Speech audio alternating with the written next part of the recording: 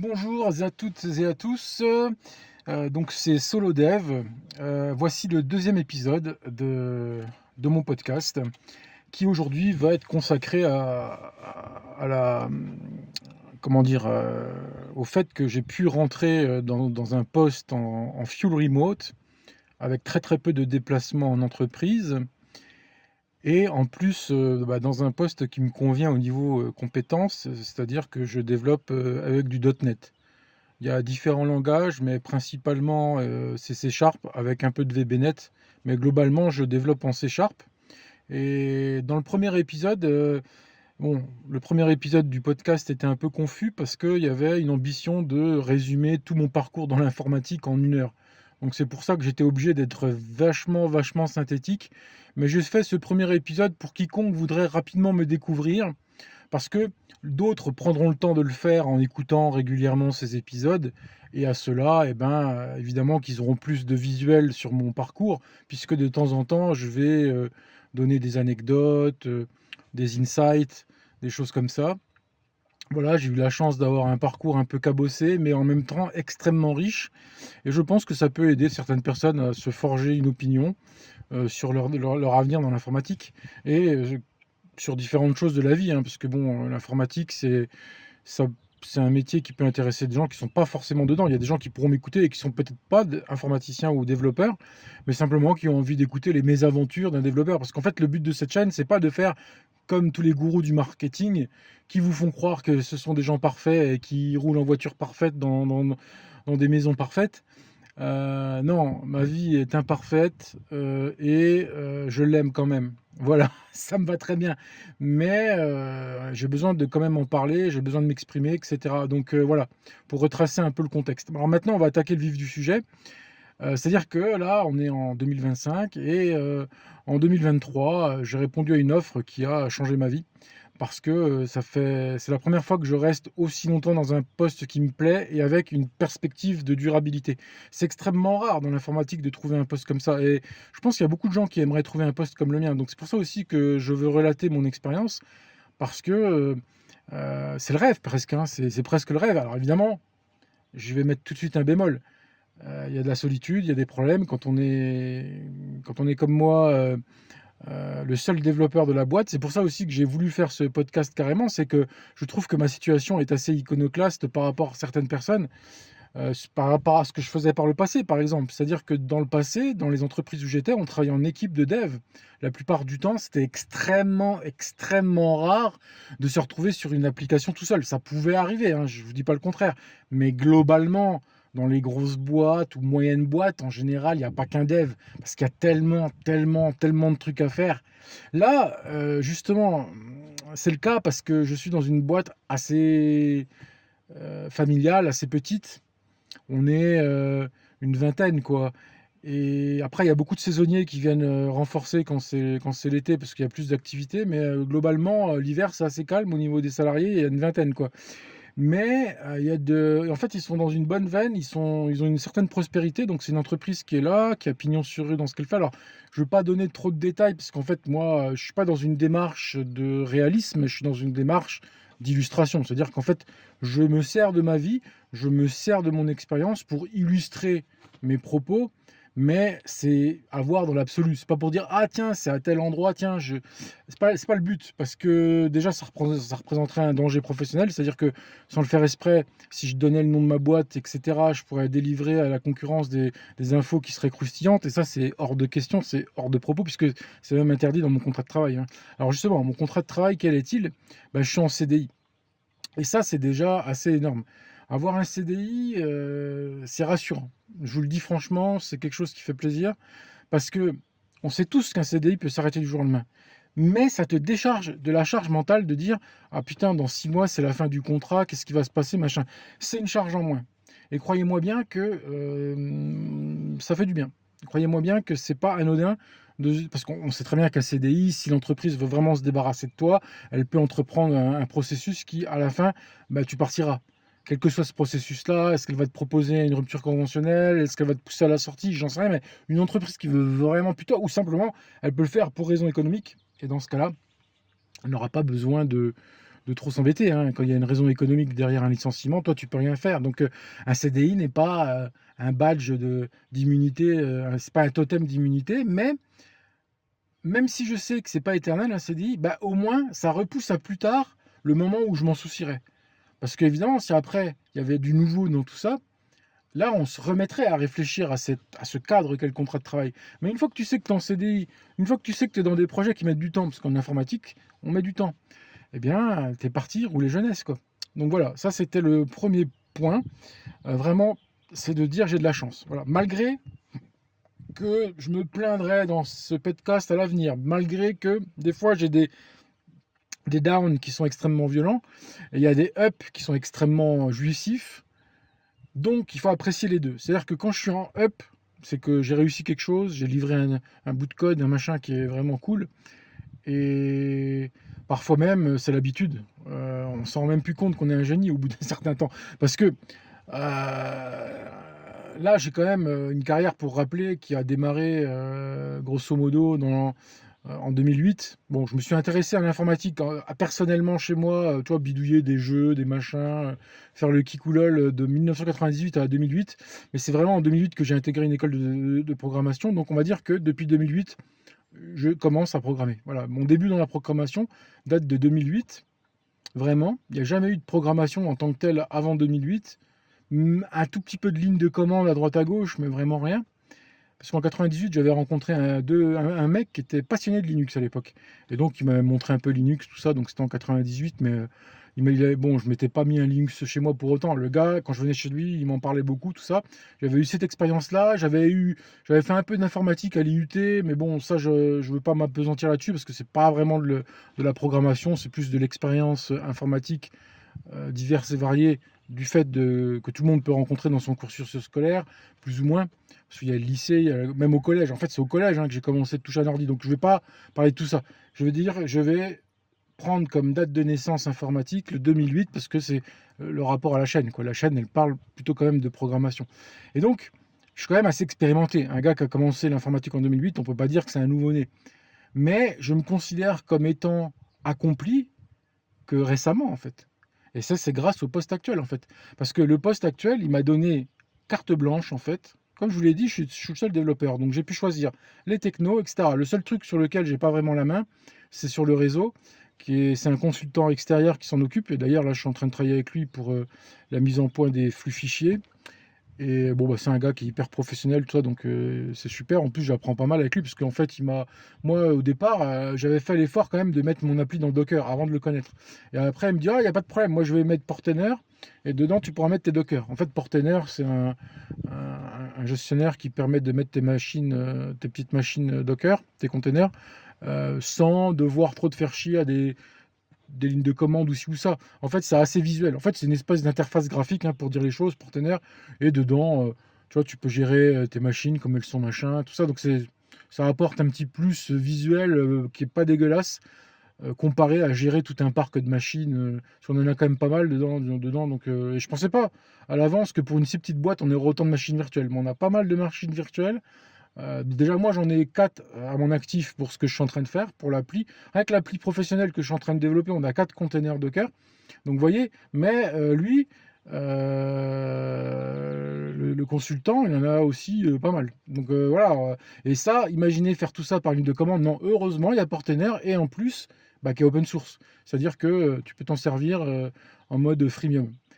C'est-à-dire, après, tu peux payer si tu veux plus, mais nous, ça nous suffit en modèle freemium. Et notre patron, le patron de la boîte, le CEO, avec qui je suis en rapport assez souvent, parce que lui, comme j'avais expliqué, c'est quelqu'un voilà, qui est assez bidouilleur, il fait des scripts, il est bon. Il est bon pour quelqu'un qui n'est pas dans le métier, il touche pas mal, il a fait un peu des applications .NET, tout ça, donc voilà, mais c'est le CEO avant tout. Et lui, il a pour objectif de prendre toujours les logiciels les moins chers.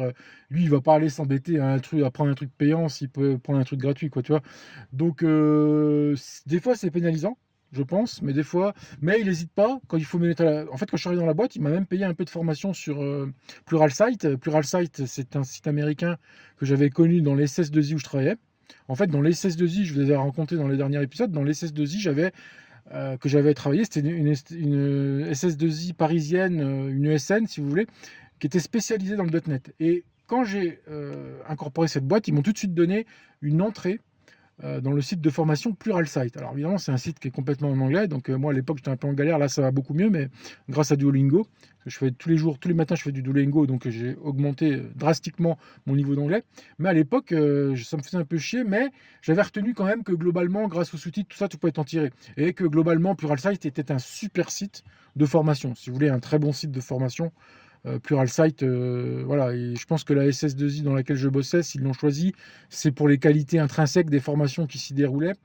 Et donc, j'ai demandé à mon nouveau patron, patron de ma boîte actuelle, quand je suis arrivé, bah après, j'ai pas continué, on m'a pris quelques mois, mais après, voilà, c'était juste pour me mettre dans le bain, pour bien choisir mes technos, tout ça. Bon, maintenant que j'avais bien compris les briques que j'allais mettre ensemble, j'ai dit, bon, on arrête, quoi. Et puis c'est pareil, j'avais pris pendant un an Radzen, qui est une librairie bah, justement pour Blazor, hein. Autant vous le dire tout de suite, je travaille avec la technologie Microsoft Blazor, qui est vraiment pas mal, mais à elle seule, elle est un peu sèche, on va dire. Il faut lui adjoindre un outil qui, en freemium, peut tout aller aussi bien. C'est donc Blazor Radzen, où il y a une version payante qui permet de générer des interfaces, mais moi, c'est pas grave, j'ai fait à la main. Et ce qui est très intéressant, alors je vous dis tout de suite, c'est une première astuce, ce qui est très intéressant avec Radzen Studio, qui est un genre de Visual Studio, mais spécialisé Blazor, c'est une application à part. Ils ont aussi un plugin qui est en train d'être développé pour Visual Studio, mais je ne l'ai encore jamais utilisé. Moi, je me contente de lancer Radzen Studio, qui est gratuit. Et même si dedans, tu n'as pas la fonctionnalité pour créer des interfaces, je l'avais essayé, c'était pour me former. En fait, au départ, si pendant un an, j'ai fait prendre à mon patron cette fonctionnalité, c'était pour voir comment le studio allait coder. C'est pour apprendre plus vite, en fait. Parce que comme en fonction de la base de données, il te faisait des interfaces graphiques, je voyais le code qui était généré derrière. Et donc, j'ai pu rapidement me former à quelque chose que je ne connaissais pas, parce que je vais vous le dire tout de suite, Blazor, je n'avais absolument jamais fait avant de rentrer dans ce poste. Donc ça, c'est c'est une information qui peut vous être utile, c'est que on peut très vite, très vite apprendre Blazor, mais très vite quoi. Et ça, grâce à cet outil-là, mais par contre qui est payant. Donc en fait, à un moment tu payes. Donc soit tu vas payer de la formation, soit tu vas payer cet outil Radzen Studio qui te montre un peu, et en plus qui utilise le framework Radzen, parce qu'en fait derrière Radzen c'est un framework avec des grids, avec des color pickers, des machins, tout ce que vous voyez, des petites intégrations web comme ça qui sont bien sympas à utiliser et qui sont quasiment impossibles à développer quand tu pars de zéro, parce que moi je suis pas un développeur JavaScript ni CSS, et donc là tout est fait. Tu vois, par exemple, si tu as un sélectionneur de date, ou bien tu vois, des petits contrôles web comme ça qui sont dedans. Et en fait, grâce à Radzen Studio, tu peux tout de suite faire des proof of concept, des preuves de faisabilité, paf, où tu vois tout de suite comment que lui a fait pour interconnecter les choses. Après, à toi de l'améliorer. Mais si tu veux, ça va vite comme ça. Tu vois, avec un tel outil, tu peux vite prototyper, tu peux vite voir. En fait, ça fait gagner un temps fou. Et je pense plus qu'une formation. Je pense que c'est plus intéressant que de prendre de la formation. La formation, c'est bien, mais c'est toujours... euh, faut retranscrire ce que tu as appris dans la formation dans le monde réel. Là, si tu veux, avec Radzen Studio, tu as tout de suite du code qui est produit du monde réel en fonction de données que toi, tu as mis. Ce qui est intéressant, c'est que toi, tu vas créer une base avec, tiens, tu dis, tiens, je vais créer une base avec des tulipes et des hortensias. Lui, tac, il te génère une application, des grilles, des machins, en fonction de ça, et tout de suite, tu comprends comment fonctionne, tu vois, comment les paramètres sont transmis d'une page à l'autre, comment là-bas, parce qu'en plus, dedans, il y a, comment ça s'appelle, euh, l'ORM de Microsoft. J'ai perdu le nom, je l'ai plus en tête, mais en fait, Microsoft, ils ont un ERM, donc le truc, il se base sur un ERM pour transformer en classe, c'est Entity, voilà, Entity Framework, et qui est mise à contribution par Radzen. Et là, c'est gratuit par contre. C'est ça qui est vraiment très intéressant, et j'espère que ça le restera. C'est-à-dire que toute la couche que Radzen propose, Radzen Studio, de transformer ta base de données en classe, et surtout de te faire le repository, c'est-à-dire de te faire les classes automatiquement qui te font les accès en fait. Et ça, je connaissais pas jusqu'à maintenant beaucoup d'outils gratuits qui pouvaient proposer un truc comme ça, parce que d'habitude, normalement, c'est toi qui dois te palucher à la main tous ces trucs-là. Et c'est vraiment casse. Mais alors, source d'erreur comme pas possible. Parce que tu oublies toujours un S, tu oublies toujours un machin. Tout, tu sais, en fait, c'est du code déclaratif en général. Et tous ces codes-là, eh bien, tu jamais à l'abri d'une erreur. Et puis c'est surtout quand tu changes, c'est chiant. Parce que dès que tu fais des modifs, machin, moi, je me fais pas chier. Dès que je fais une modif dans la base, je rajoute un champ, n'importe quoi, je relance tout le processus dans Radzen de recréer toute la couche parce qu'en fait, je l'ai mis dans un projet séparé. J'ai mon projet principal où je fais ma vie, mais toute la dalle, ce qu'on appelle la Data Access Layer, je l'ai mis dans un projet de Radzen qui est à part. Et à chaque fois que j'ai le moindre modif dans la base, je relance tout le processus. C'est instantané. C'est même pas ça va prendre 5 minutes. Non, non. Instantanément. Alors moi, j'ai pas une grosse appli, mais voilà, j'ai 400 tables, quoi, tu vois, dans l'appli. C'est pas énorme, mais Radzen Studio, il va te générer, clac, en un claquement de doigts, il va te régénérer toutes tes classes, non seulement les entités qui sont chiantes à taper parce que tu peux faire des fautes d'orthographe, mais les fonctions du repository qui permettent de sauvegarder en base, d'aller chercher et de transformer en objet utilisable en C# derrière. Et donc ça, c'est vraiment un gain de temps qui est vraiment appréciable. Après, moi, je l'ai amélioré cette surcouche de données, mais je vous expliquerai dans un épisode. Ça nécessitera un épisode qui est dédié, parce que j'ai vraiment apporté une grosse amélioration permettant d'être auto-agile, j'ai envie de vous dire. Alors ça, le concept d'auto-agilité, je l'ai mis en place. Et tout ça, je vous l'expliquerai dans les podcasts à venir. Et c'est vraiment pour les gens qui ont peu de moyens comme moi, c'est-à-dire que je suis tout seul. J'ai pas une myriade d'outils payants ou quoi que ce soit, je me débrouille avec les moyens du bord et vous allez voir qu'avec 2-3 Trello, 2-3 outils, 2-3 machins, Radzen qui est gratuit, bon, parce que vous n'êtes pas obligé de faire comme je vous ai dit, hein, de prendre la version payante pendant un an. Moi je l'ai fait parce que mon patron a bien accepté de le faire, même s'il m'avait dit non, j'aurais compris et puis j'aurais fait autrement, hein. Il suffisait que j'aille sur la doc officielle. C'est sûr, c'est plus abstrait et puis c'est surtout plus lourd à faire, mais c'est le résultat qui est le même en fait à la fin. Et c'est ça qu'il faut voir. Donc vraiment, mais par contre, je vous dis, se passer de Radzen Studio pour créer votre couche d'accès aux données, c'est complètement débile. C'est gratuit et ça va vous faire gagner un temps fou. Et en plus, c'est fait par des bons programmeurs d'ailleurs, parce que les mecs qui ont créé la boîte Radzen, c'est pas des kékés, c'est des anciens de chez Microsoft. Donc là, vous êtes entre de bonnes pattes. Les mecs, franchement, j'ai vu le produit. Pour moi, c'est le meilleur produit du marché. Et je crois même que c'est les seuls à faire un studio comme celui-là, en Blazor, hein, je parle, hein.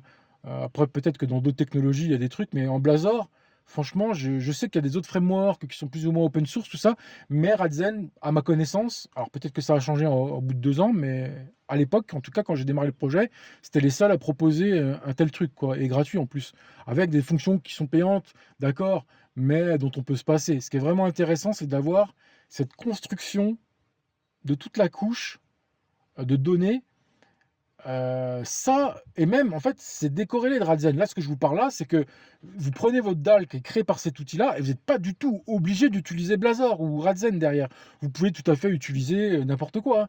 C'est pour ça que c'est une astuce qui va au-delà de Blazor. Il faut que vous compreniez bien ça. C'est pas de dire, ouais, vous avez Radzen Studio pour créer votre DAL avec Blazor, excusez-moi. Non, c'est quel que soit votre projet .NET et même quel que soit votre projet, parce qu'on pourrait même extrapoler, hein, mais disons que une dalle, c'est une dalle. Imaginons que vous faites une API. Vous pouvez faire une API de telle techno qui est appelée par une autre techno. Donc, en fait, vous pourrez très bien avoir du Java qui appelle une API qui est développée en .NET avec une DAL qui est créée grâce à Radzen Studio. Et à ma connaissance, c'est les seuls à proposer un truc comme ça. Je ne connais pas sur le marché des outils qui te permettent, parce qu'en fait, la dalle, moi, je l'ai toujours fait à la main dans le passé. Parce que, par exemple, à l'école, j'avais fait du Java Spring et je me rappelle, c'était la galère. Il fallait déclarer des annotations dans tous les sens. Est-ce que c'est du one-to-many, des trucs dans tous les sens. Là, le fait que je m'occupe pas de ça, mais putain, mais c'est game changer en vérité. Parce que moi, je m'en faisais toute une maladie de ces trucs-là. Parce que, en fait, il faut voir un truc, c'est que normalement, l'ORM, il est fait pour te faciliter la vie vis-à-vis de la base et du SQL. Je veux bien, mais en vérité, tu déportes le problème à une autre étape, en fait. C'est-à-dire que j'ai presque envie de te dire, c'est plus facile de travailler sans ORM. En vérité, les ORM, on nous a toujours... En fait, les ORM, je pense, c'est bien pour les grandes entreprises où il y a vraiment des process qui sont mis en place et ils peuvent vraiment rationaliser ce qu'ils font avec un ORM. Mais pour des petites applis, des fois, c'est pas forcément... Moi, je te donne un exemple, si j'avais pas eu Radzen Studio pour travailler, je pense pas que dans mon appli, j'aurais fait appel à un ORM. je pense que je me serais pas luché toutes les requêtes à la main. J'aurais préféré cette granularité et ne pas devoir passer par des tas d'annotations parce que on nous vend que c'est génial, machin, tu passes par des langages descriptifs, des trucs et tout. Ouais, je suis d'accord. Mais des fois, tu remets le nez dans le code 3 mois après, et ça te fait chier de modifier des trucs comme ça. Alors qu'une requête SQL, n'importe quand, tu peux aller la modifier, tu sais ce que ça veut dire. Tu vois ce que je veux dire, c'est pur en fait. Tu as une modif à faire dans une requête, tu vois, il n'y a pas de. Par contre, aller modifier une grosse config d'ORM 5 mois plus tard, machin, et qu'à la main, hein, sans passer par un outil, bon, bah, c'est pas forcément ce qu'il y a de plus marrant. Donc, bon, bah, de toute façon, je voulais pas forcément commencer par la technique, mais finalement, on l'a fait. Parce que moi, je voulais plus vous parler de comment j'étais arrivé dans ce poste. Donc là, bon, je vous ai parlé un peu des technos, mais ça mériterait qu'on en parle plus. Je dédierais voilà, bon, là, vous savez grosso modo que c'est une application pour de la vente de matériel de spectacle. Je sais pas si je vous l'avais dit. Vous savez que c'est écrit en Blazor, avec un ORM qui est autogénéré par un outil gratuit qui s'appelle Radzen Studio. Vous en savez bien assez. Bon, derrière, on a une base MySQL, et voilà. Après, je voudrais plus revenir sur comment je suis rentré dans la boîte pour vous montrer à quel point la vie, c'est un peu stupide. Bah, comme je racontais dans l'épisode précédent, hein, qui était le pilote du podcast, le premier, qui était assez hésitant, beaucoup plus que celui-là actuellement, j'ai l'impression. Eh bien, j'expliquais que de retour en province après mon expérience à Paris, je galérais. Et j'avais fini par perdre un peu espoir. Je m'étais dit tout simplement, en province, je trouverai jamais un truc qui colle à mes souliers, quoi, en fait. Et là, la chance, et heureusement que j'avais pris, en fait, une habitude hyper intéressante et importante pour les gens qui habitent en province, c'est abonnez-vous aux offres du Pôle emploi. C'est non négociable.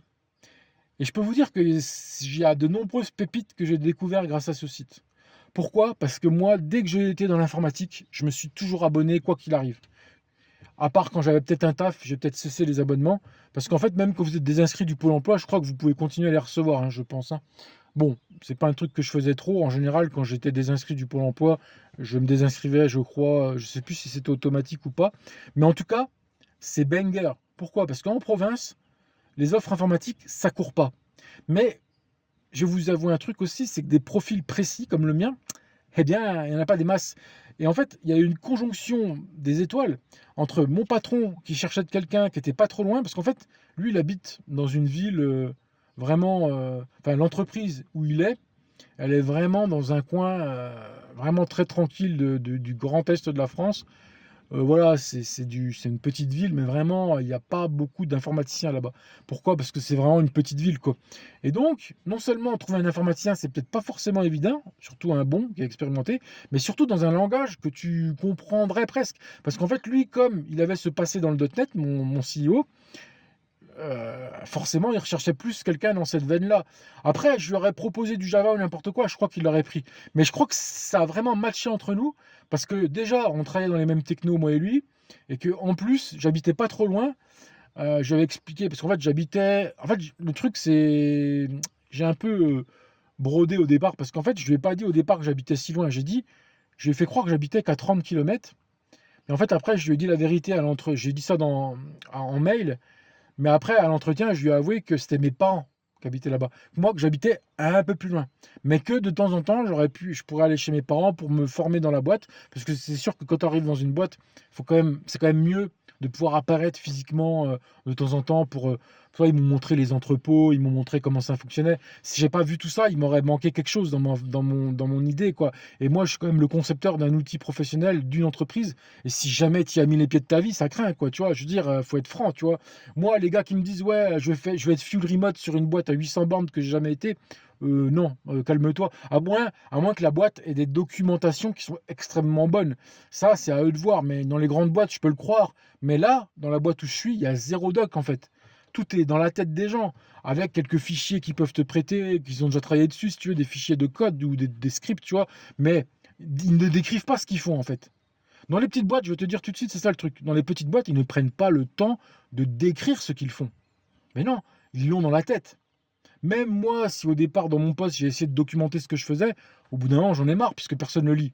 Tu vois, si, j'ai fait un blog, en fait, j'ai fait un petit blog, tu vois, mais je sais qu'il n'est pas beaucoup lu par les gens de ma boîte, donc tu vois, j'écris de moins en moins dessus, tu vois. Je le fais des fois pour faire un exercice de libération de mon esprit. Tu Tu vois, c'est plus pour ça qu'il sert actuellement le blog, parce que je libère mon esprit en le couchant dans le blog. Mais en fait, il faut dire une chose, quand tu es le seul développeur d'une petite boîte comme dans laquelle je suis, les gens, ils en ont rien à battre, parce que eux, c'est pas leur cœur de métier. Donc toi, tu es là, en fait, moi, je suis considéré comme un consultant. Je me considère en fait comme un consultant, en vérité, dans le traitement que je vis, en fait. La manière dont je suis traité, pour moi, c'est comme si j'étais un consultant externe de la boîte, en fait. Parce que, voilà, quoi, on fait pas le même métier, tout ça. Donc, on n'a pas forcément le même vocabulaire, etc. Et après, c'est à moi de m'adapter, en fait. C'est à moi de m'adapter. Je suis le développeur. Mon rôle, c'est de faire émerger de terre des solutions informatiques, mais je dois quand même comprendre le métier. Et un métier avec lequel j'ai pas été beaucoup, parce que moi, après, j'ai pas. Il s'est passé qu'il y a eu un problème avec mes parents et que je ne pouvais plus trop être hébergé vers eux. Donc, ça faisait que comme moi, j'habite à 80 km de la boîte, si j'y vais comme ça pour une journée, ça fait 160 km. 160 km comme ça craint. Il n'y a pas beaucoup d'hôtels à côté, tout ça, machin. Donc en fait, si j'y vais, il faudrait vraiment que je me paye un hôtel pas trop loin, et à supposer qu'il faut en trouver un pas cher, mais je crois que comme c'est très paumé, il n'y en a pas, et de rester plusieurs jours. Mais autrement, donc du coup, j'y vais une fois par an maintenant dans la boîte. Là, j'y suis allé en mars parce qu'il y avait un spectacle. Ils aiment bien organiser aussi des spectacles pour montrer leur savoir-faire en termes de matériel de spectacle. Et donc, j'y suis allé un qui était justement pas très loin. Parce qu'eux, ils en font trois. Ils ont trois sites différents dans toute la région autour d'eux pour justement représenter trois grandes régions. Et dans ces trois endroits-là, il y en a deux qui sont trop loin et le troisième, par chance, était pas trop loin de chez moi. Donc je dis, écoutez, je préfère venir à celui-là qu'aux autres. Donc hop, comme ça, de temps en temps, une fois par an, j'ai quand même contact avec la boîte. Mais c'est pas évident, hein, parce que j'étais comme un geek au fond de sa cave, hein, cet hiver. Tout l'hiver, j'étais comme un geek au fond de ma cave, et en mars, je ressors. Ah, bah je vous dis, c'était vraiment bizarre, quoi. La solitude aussi, c'est quelque chose qu'il faut. C'est pour ça que je fais aussi ce podcast, c'est pour briser, enfin bon, briser le silence, mais briser la solitude. Mais bon, je m'égare un peu. Mais tout ça pour vous dire que dans cette boîte-là, il y a eu une conjonction de bonnes étoiles, de bonnes choses, qui ont fait que le fait que, voilà, comme je vous expliquais, le fait que j'étais pas trop loin au départ pour pouvoir faire quelques formations là-bas, sans trop galérer en hôtel, parce que voilà, les hôtels, bon, ils me l'auraient payé de toute façon, mon patron. Mais quand les choses se font comme ça dans la facilité, c'est plus facile, c'est mieux. On est toujours mieux quand il y a moins de problèmes d'infrastructure, que des problèmes de logistique. Si par exemple ta boîte, moi je me rappelle, on m'avait proposé un poste à Toulouse. On m'a dit ouais, vous inquiétez pas, monsieur, c'est du télétravail, machin, mais il faut que vous veniez habiter quelque temps au début là-bas. Ouais, mais moi ça m'intéresse pas, tu vois, parce qu'en fait, tu vas prendre un appart pour quelques mois à Toulouse, puis après quoi, il faut que tu repartes, tu redéménages, machin. J'ai fait comprendre que j'aurais préféré, mais bon, c'était pas possible. Mon vœu était pieux. Là, j'ai pu faire parce que de temps en temps, voilà, en fait, je pense que ce qu'il apprécie mon patron, c'est que virtuellement, ok, je suis chez moi pour bosser, mais que virtuellement, s'il y a un pépin, quoi que ce soit, je peux quand même me déplacer à la boîte. Mais bon, on sait très bien qu'un codeur, il a juste besoin d'un PC, d'internet. Hop, moi je mets sur Git mon code. Après, je le livre sur les serveurs. Normalement, je peux le faire depuis la Chine. Mais le truc, c'est que les patrons, ils aiment bien cette sensation de mainmise sur le salarié. Faut pas oublier une chose, c'est qu'un salarié, ça coûte cher.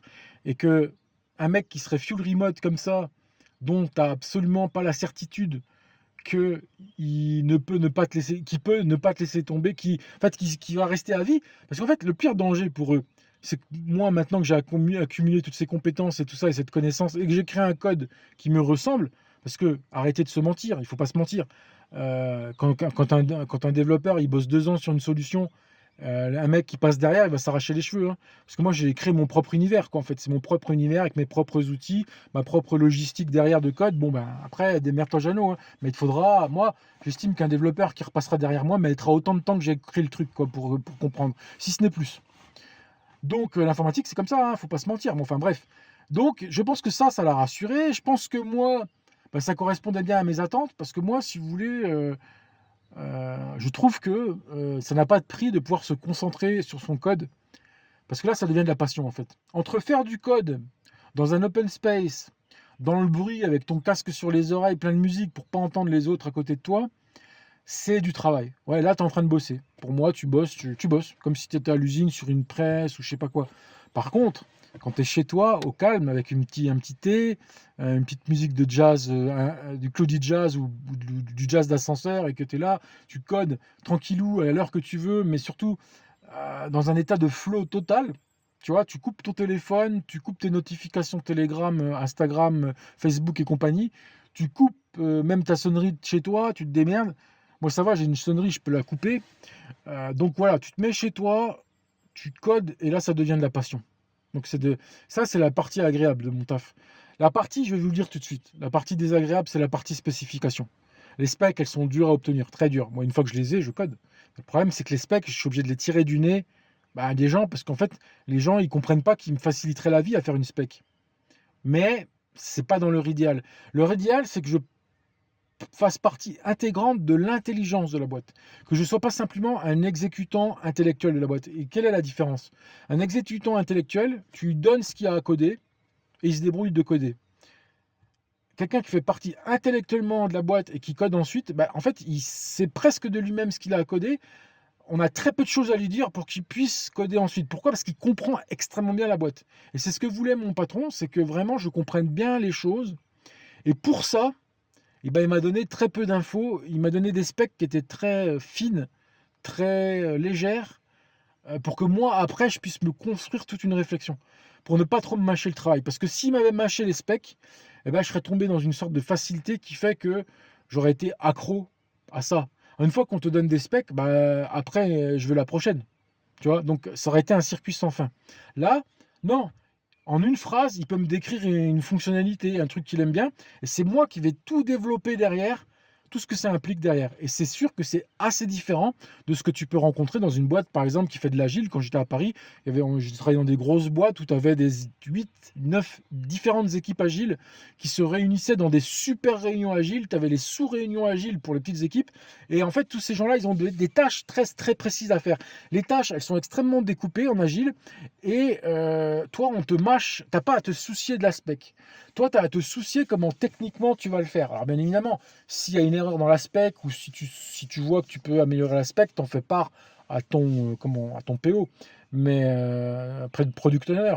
Mais sinon, voilà, toi, tu as juste à te préoccuper de code. Mais c'est pas forcément marrant non plus. Moi, ce que j'apprécie, c'est que j'ai énormément galéré au début dans ce poste pour avoir cette intelligence professionnelle du métier. Mais maintenant que je l'ai, je trouve que c'est pas mal parce que du coup, ça me donne une certaine autonomie de pensée. Et puis surtout, j'ai moins besoin de les solliciter pour des détails et du coup, je suis moins embêtant pour eux. Parce que, évidemment, que si j'avais été quelqu'un. C'est ça aussi, il faut bien comprendre, dans une petite boîte, ils ne peuvent pas t'allouer un product owner, ils peuvent pas, même les testeurs, ils ont du mal à m'attribuer des testeurs. Je vous dis un truc, j'ai réussi à ce qu'on m'attribue quelqu'un qui faisait des bêta-tests sur mon appli, mais la personne, elle avait très peu de temps, parce que c'est pas son métier. Et ça se comprend. Elle est là dans la boîte, elle fait de la logistique dans la boîte, elle fait des trucs manuels, elle répond aux clients, elle fait des tas de trucs. Et tu ne peux pas lui demander de tester en profondeur ton appli. Tu peux juste lui demander de tester grosso modo, ce qui est déjà bien. Mais après, c'est mon patron qui va dans le détail. Mon patron, ensuite, il va vraiment, parce que l'application, elle est assez compliquée. En gros, il y a 11 règles de gestion de métier très, très poussées qui permettent de calculer le matériel de spectacle qui va être ajouté automatiquement à ce que tu achètes. En gros, il y a certaines références d'articles qui nécessitent de l'atelier, de la pose de matériel en atelier ou de l'achat de matériel secondaire comme du fil électrique et tout ça. Donc tout ça, c'est calculé par 11 règles métiers. Donc moi, c'est une application qui non seulement doit faire de la vente facturée de matériel, mais avec des calculs derrière. C'est pas, par exemple, je te donne un exemple. Quand tu vas sur Amazon et que tu achètes quelque chose, tu mets dans ton panier, après, en fait, tu mets un autre truc dans ton panier, tout ça, là, en fait, Amazon, qu'est-ce qu'il a à faire? Il a juste à calculer le total, c'est tout. Là, dans mon appli, ouais, ça va calculer le total, mais ça va calculer aussi les discounts, un peu comme Amazon aussi d'ailleurs, mais ça va calculer surtout des règles métiers spécifiques au métier, parce que là, on est dans le domaine professionnel et les mecs, ils ont envie d'un service. Tu leur vends pas démerde-toi, Jeannot. C'est comme si je te disais, tiens, c'est un peu comme l'assembleur. Imagine un site qui pourrait assembler automatiquement les pièces d'un PC. Et l'assembleur, il sait déjà toutes les pièces. En fait, voilà. Imagine que grâce à moi, grâce à mon algorithme, quand la facture arrive à la boîte, ils savent en atelier ce qu'ils ont à faire. Ils savent déjà quelles pièces vont être nécessaires, donc elles sont facturées, et puis la main-d'œuvre. Tout est déjà calculé en fait. Et ça, c'est un gros game changer, parce qu'ils le faisaient avant, mais c'était manuel, par téléphone, par Excel, parce que tu veux, par différents moyens. Mais là, on va automatiser le process. Et donc ça va être une grande avancée pour la boîte, mais faudrait-il que je puisse livrer, parce que ça prend du retard. Là, on est toujours en phase de recette, hein. En tout cas, voilà. Je vous ai expliqué un peu le truc, c'est que j'ai répondu, donc je reviens au départ, à chaque fois je m'égare, mais revenons au départ. Donc il y a cette fameuse annonce Pôle emploi. Donc je vous l'ai dit, c'est un formidable outil, ne crachons pas dessus, parce que recevoir des offres d'emploi qui contiennent certains mots-clés, c'est ça l'idée. C'est que tu reçois des offres d'emploi qui contiennent tel ou tel mot-clé. Et tout l'art est de bien choisir vos mots-clés. Parce que si vous choisissez mal vos mots-clés, vous pourrez passer à côté d'offres qui sont extrêmement intéressantes. Alors, je ne vous dis pas qu'à Paris, ça vaut le coup de passer par Pôle emploi, parce que peut-être qu'à Paris, vous allez passer par des vrais sites d'annonces informatiques spécialisés dans l'informatique, tu vois, comme l'APEC ou j'en sais rien. Il y a quoi encore? Remix Jobs, Welcome to the Jungle, j'en sais rien. Bref, des trucs comme ça. C'est vachement bien quand tu es sur Paris, mais eux, ils ne traitent pas trop la province. Faut vous dire un truc, hein. Pour les petites villes comme moi, les informaticiens, programmeurs, développeurs, gestionnaires de réseau, tu sais, tout ce que tu voudras, il y a très peu d'offres. Mais quand il y en a une, tu as intérêt de ne pas la laisser filer parce que c'est peut-être l'occasion de ta vie en fait. Et là, c'est exactement ça. Si je m'étais pas réveillé, si j'avais pas mis en place ça, si j'avais pas fait ça, j'aurais passé à côté de cette offre-là. Parce qu'en fait, dès que j'ai reçu l'offre, j'ai répondu par mail. Et tout de suite, le gars, quand il a vu mon CV, il a dit dans sa tête, en fait, il m'a dit par la suite, hein, il a tout de suite été séduit par mon expérience, en fait. Parce qu'il y a eu 2-3 personnes qui ont répondu, mais toi, tu avais 2-3 gens kékés, tu sais, qui avaient fait 3 mois d'informatique par-ci, par-là, des débutants, tu vois, comme moi, j'ai pu l'être, hein, c'est pas me foutre de leur gueule. Mais à un moment donné, il y a aussi il y a beaucoup d'autodidactes, tu vois, mais un autodidacte ne pourrait pas, tu vois, genre un mec qui est chez lui, qui va sur le site du zéro ou sur YouTube pour apprendre des langages, qui en a fait depuis 6 mois chez lui, comme ça, tu vois, en auto-formation, fait pas le poids par rapport à un mec comme moi qui a travaillé à Lyon, Paris, j'ai travaillé à Lyon, Paris, Nancy et d'autres choses encore. Donc, tu vois, faut être réaliste, tu vois. Et là, il a tout de suite été séduit. Donc, en fait, évidemment qu'il faut de l'expérience. Mais justement, l'expérience, je vous dirai comment en faire. Il y a plein de moyens de faire de l'expérience et de la bonne. Mais des fois, ça suppose d'être un peu malin. Moi, dans mon parcours, il y a de nombreuses fois, j'ai flirté avec le mauvais goût, on va dire. Bah, tu vois, je vais vous dire un exemple, hein. Un coup, il y avait un patron, je lui ai fait croire que j'étais plus puissant que je n'étais. Parce que le poste, il me le fallait et que je savais que j'allais apprendre beaucoup dans le poste. Mais lui, il ne pensait pas que j'allais autant, justement, bénéficier. En fait, c'est plus moi qui bénéficiais du poste que la boîte, en fait. Parce que quand c'est plus la boîte qui t'apprend que toi qui viens apporter ce que t'es, ben, ça pose problème. Mais t'as pas le choix dans la vie pour avancer. Dans la vie, tu avances en faisant des expériences qui sont censées être plus puissantes que ce que tu ne sais faire. Sinon, tu n'évolues pas. Si tu prends que des trucs que tu es censé faire, moi, par exemple, quand j'ai hésité avant de prendre le CDI. Parce qu'en fait, quand je suis arrivé dans la boîte, j'ai dit, le mieux quand même, patron, ce serait qu'on fasse 6 mois de CDD. Comme ça, on voit si ça nous plaît à chacun de notre côté. Et voilà. Après, je lui ai fait renouveler une fois. Mais au bout d'un an, là, il m'a mis la pression. Au bout d'un an, il m'a dit, ouais, moi, ça m'arrangerait que tu te mettes en CD. Et j'étais obligé de dire oui, parce que d'une part, j'avais vu que c'était sérieux. En un an, j'avais pu me forger une opinion. Et voilà, mais vous voyez comme quoi il était cool aussi. Donc je suis tombé en plus sur un mec. En fait, c'est quelqu'un qui est jeune, il a la trentaine, il est assez intelligent. Donc pour moi, c'est tout bénef d'être avec quelqu'un comme lui, parce que j'apprends des trucs. Voilà, quand on est en réunion, moi et lui, on parle plus que d'informatique. Quand on est en réunion, on parle d'entrepreneuriat, on parle des impôts, on parle de compta, on parle de plein de trucs. Il est ouvert en fait.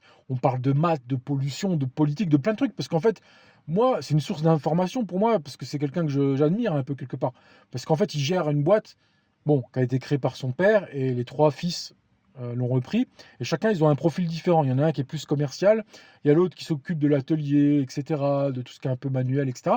Et puis tu as le CEO, bah, que je travaille avec lui, puis qui est un peu plus intellectuel, informatique et compagnie, puis compta, entrepreneuriat, etc., vision stratégique, etc.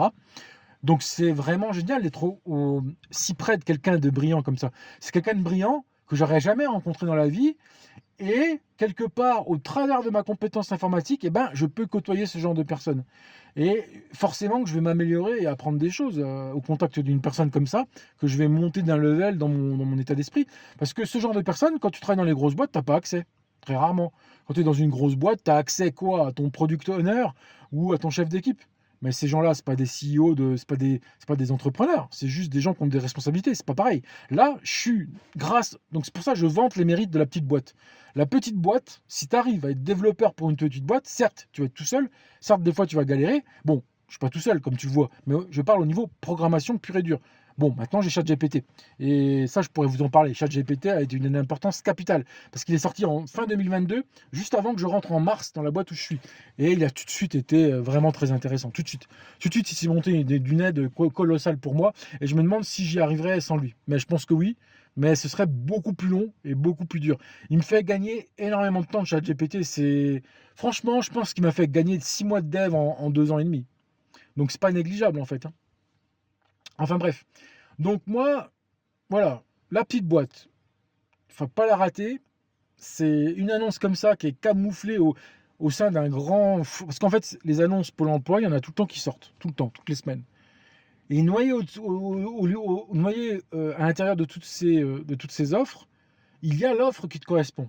Mais à la main, c'est très dur d'aller trouver ça, parce que ça voudrait dire que chaque semaine, tu te déplaces à Pôle emploi et il ne faudrait surtout pas que cette semaine-là, tu sois en déplacement, malade ou je sais pas quoi. Et donc, ce que je veux dire par là, c'est que cette fonctionnalité de t'envoyer des emails avec des mots-clés qui ne te renvoient donc que ce qui est censé t'intéresser, mais c'est game changer, c'est énorme. Pourquoi? Parce qu'à partir de là, tu ne peux plus louper d'une bonne offre. Tu ne peux plus. Et à chaque fois qu'il y en a eu une bonne dans ma région, même si j'ai pas eu le poste, au moins j'étais au courant, j'ai eu le vent de l'offre. Et ça, c'est vraiment très intéressant. Donc là, bon, maintenant c'est France Travail. Je tire mon chapeau à France Travail d'avoir mis quand même en place ce système de mail, parce que pour toute personne qui n'a pas envie de passer sa vie le nez, alors on sait très bien qu'il faut aller démarcher les entreprises à côté, hein, que ça suffit pas, hein, mais démarcher les entreprises pour du développement comme moi, c'est un peu dur. Pourquoi? Parce qu'on ne sait pas à l'avance quel type d'entreprise aura besoin. En fait, c'est dur de trouver des. Enfin, il faut être imaginatif en fait. Et moi, j'ai jamais réussi à faire ça en tout cas. C'est-à-dire de démarcher de moi-même mes entreprises. Comme j'ai toujours trouvé régulièrement des offres d'emploi qui arrivaient dans ma boîte aux lettres par le système que je vous ai dit, j'ai pas eu besoin finalement d'aller plus loin. Parce qu'à chaque fois, soit j'avais le poste, ou soit je le ratais de peu. Mais j'ai quand même eu dans ma vie de nombreux postes que j'ai eu grâce à France Travail. Donc je leur tire un coup de chapeau pour ça. Je peux les critiquer je peux les critiquer sur énormément d'autres aspects. Voilà, c'est pas blanc-bleu, mais voilà, c'est pas blanc-noir, mais moi, en tout cas, voilà, je vous dis comment il faut faire pour ne pas louper les offres de province. Parce que sinon, c'est à vous. Si vous ne faites pas ça, bah, c'est à vous d'aller démarcher tous les boîtes de la région. Donc, les appeler, machin. Est-ce que vous envisagez de faire de la programmation? Est-ce que vous envisagez de prendre un programmeur, etc., etc. Et finalement, à l'heure actuelle, il y a beaucoup d'entreprises qui font ce choix-là. Vous devez vous dire, mais quel est l'intérêt pour une boîte comme la mienne, qui fait je ne sais plus combien, elle fait plusieurs millions de chiffres d'affaires, quel est l'intérêt pour une boîte comme ça d'avoir développeur en interne plutôt que de faire appel à une société de services extérieure ou un consultant ou un freelance ou quoi que ce soit?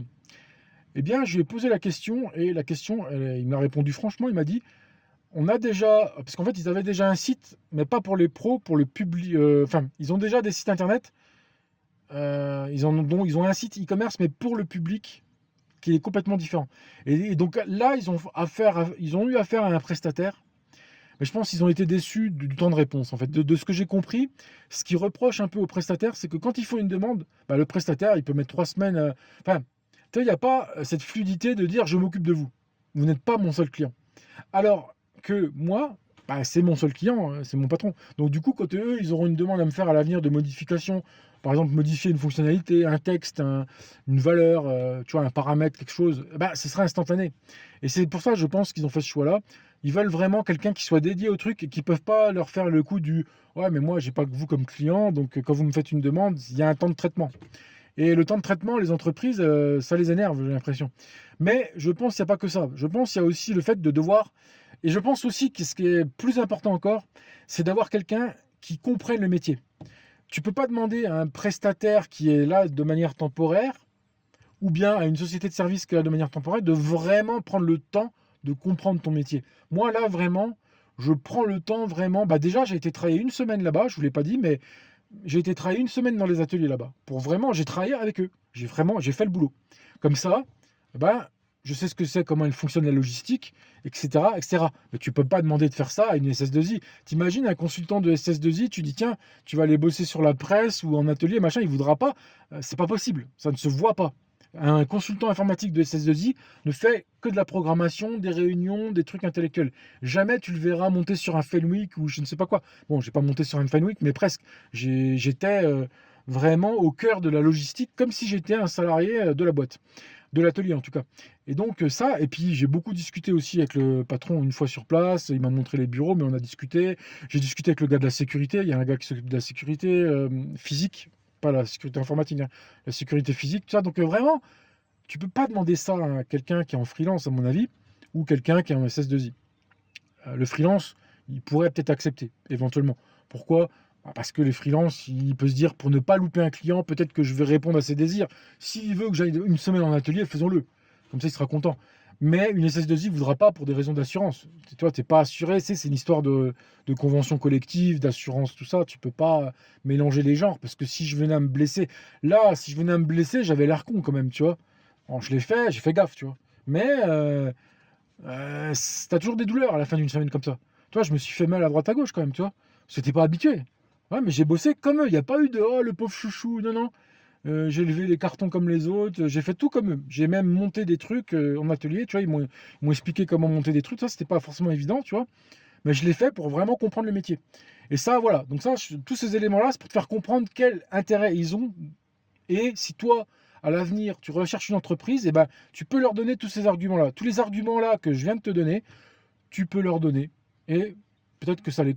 à partir du moment où ils ont un besoin qui n'est peut-être pas encore pourvu et que tu sais le vendre, le défendre, je vois pas pourquoi ça pourrait ne pas fonctionner. Tu vois, par exemple, tu vois que, tiens, à 3 km de chez moi, il y a une boîte qui fait, je sais pas, qui vend des trombones, mais c'est une toute petite boîte. Tu vois, ils les fabriquent, mais tu vois, ça a l'air petit et j'ai l'impression qu'ils n'ont pas d'informaticien, machin. Allons voir pour les convaincre que c'est mieux pour eux que de passer par un freelance. Et je pense qu'il y a plein de boîtes en France, ils n'ont pas conscience de ce que je suis en train de vous dire.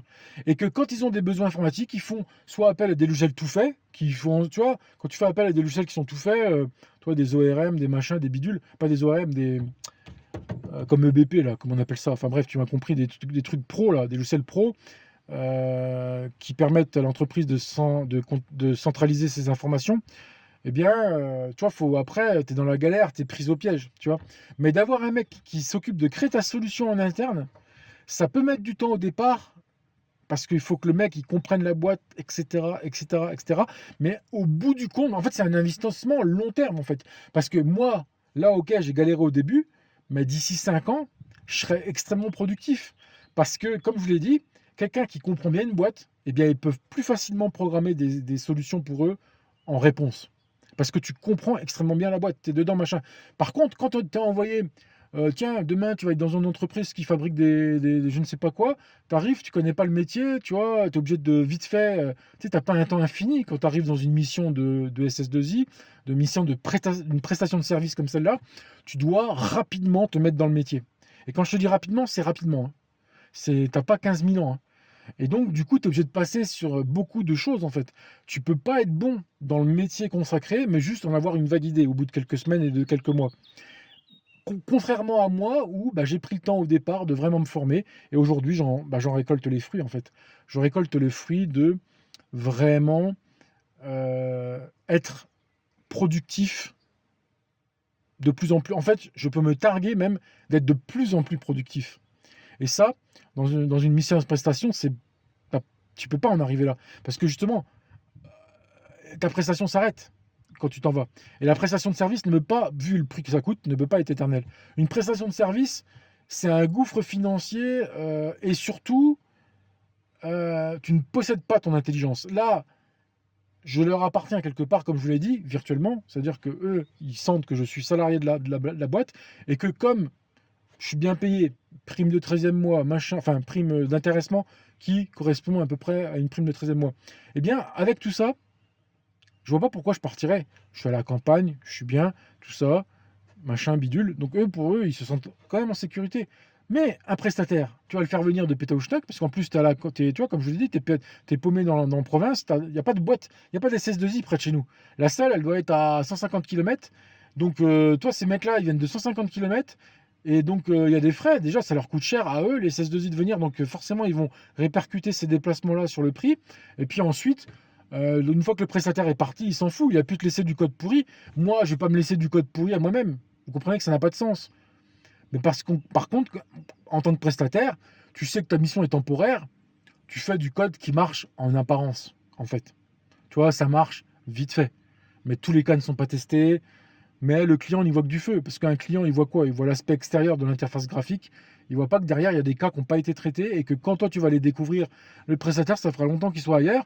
Et quand tu diras, tu peux pas lui dire, je vais te tirer les oreilles, ça n'a aucun sens. Le mec, si tu appelles la boîte, tu vas t'engueuler avec la boîte et ils vont te dire, oh bah, on vous en renvoie un autre de prestat. Puis le prestat qui va arriver derrière, enfin, putain, le travail de l'ancien prestat, c'était merdique, mais il va pas le dire comme ça. Il va passer derrière, il va essayer de rafistoler, mais toi, ça va te coûter bonbon. Là, moi, je suis le seul programmeur de la boîte, et si je me fais une crasse, ça ne peut être qu'à moi. Voilà, c'est assez simple à comprendre.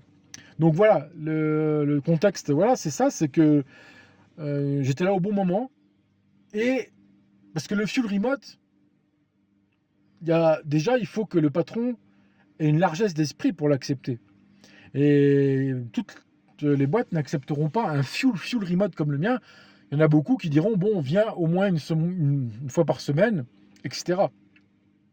Mais, ou deux. Même, il y a même beaucoup d'entreprises qui disaient, voilà, tu n'auras que ton vendredi en télétravail. Alors moi, j'appelle pas ça du télétravail, j'appelle ça un aménagement, un aménagement d'horaire sympa, tu vois. Mais le full remote, c'est un style. C'est-à-dire qu'après, quand tu as goûté à ça, et que ça, en fait, je pense qu'il n'y a pas toutes les personnalités qui pourront le faire, par contre. Je pense qu'il y a certaines personnes, ils ont besoin de contact humain. Mais moi, ça va, j'ai quand même un peu de contact humain à côté, ça me suffit. Voilà. J'ai pas besoin d'avoir des collègues de travail à la machine à café. Il y en a qui le regrettent peut-être. Bon, bah tant mieux, mais ou tant pis. Mais moi, voilà, ça me convient. Voilà. Mais par contre, trouver des boîtes qui proposent ça, ça court pas les rues. Donc, faut tomber sur quelqu'un. En fait, c'est pour ça que je vous dis, je me considère comme extrêmement chanceux. C'est-à-dire que je cumule un nombre incroyable de critères positifs. Là où je peux vous dire que dans mon passé, à chaque poste que j'ai fait, tu avais peut-être un critère positif, un bon truc, mais pas que des critères positifs. Moi, dans le poste où je suis, quasiment, tu vois, critères de la paye, critères, je m'entends bien avec le patron, critères, j'ai du matos, j'ai la liberté. Si demain je dis, tiens, il me faut tel logiciel pour, il me le paiera, je le sais. D'ailleurs, c'est arrivé il n'y a pas longtemps, donc je le sais, il est prêt toujours à. Tiens, il m'a payé une nouvelle tour. Ouais, je dis, écoute, mon PC il galère, il n'est pas fait pour faire ce que je fais, parce que c'était mon PC à moi. Donc là, il m'a payé une tour, nickel. Maintenant, je travaille comme un ouf. J'ai 32 Go de RAM ou je sais plus combien. Voilà, ou même 64, je sais même plus. En fait, j'ai mis le tac de RAM, hein. Tac de RAM, tout ce qu'il fallait, des disques de processeur, tout bien, nickel. Et c'est lui qui a payé. Donc voilà, j'en ai eu pour 800 balles, toi, que la tour, hein, pas d'écran. Bon, moi j'ai les écrans, j'ai les claviers, etc. Donc voilà, on en est là. Donc c'est assez simple à comprendre que je suis heureux et je vous dis même pourquoi. C'est que là, il y a vraiment un ensemble de critères qui s'empilent les uns avec les autres, qui sont extrêmement rares. Mais c'est pour vous montrer que dans la vie, moi, si je suis jamais quelqu'un qui a brillé, j'ai jamais eu quelqu'un qui a eu trop de chance. Déjà, moi, par exemple, j'ai une maladie de naissance. Moi, je ne vais pas vous en parler, mais c'est pour vous dire que j'ai pas que, voilà, j'ai un traitement à suivre, beaucoup d'analyses à faire, etc. Donc, ma vie n'a pas été que des bons trucs. Mais il faut reconnaître qu'on a tous une chance, au moins un jour, d'avoir un truc sympa. Tu vois, par exemple, j'ai jamais eu la chance en amour. En amour, j'ai jamais eu de chance.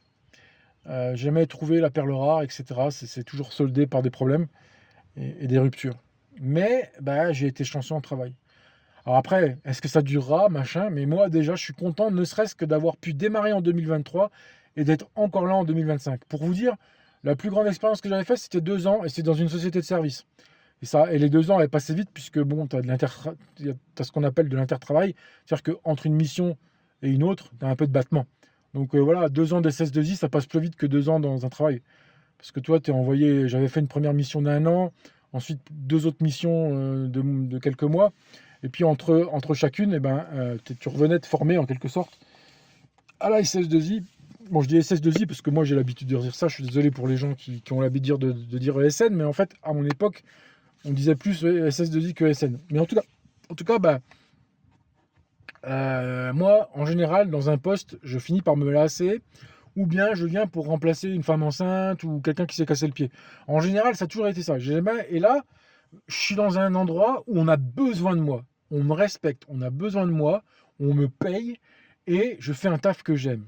Et ça, c'est vraiment le clou très important parce que tout le reste ne servira à rien s'il n'y avait pas ce noyau dur de dire, par exemple, si il y avait tous les critères, mais que le taf en lui-même, c'était par exemple de faire du tricot et que ça ne me plaise pas, il n'y aurait un problème.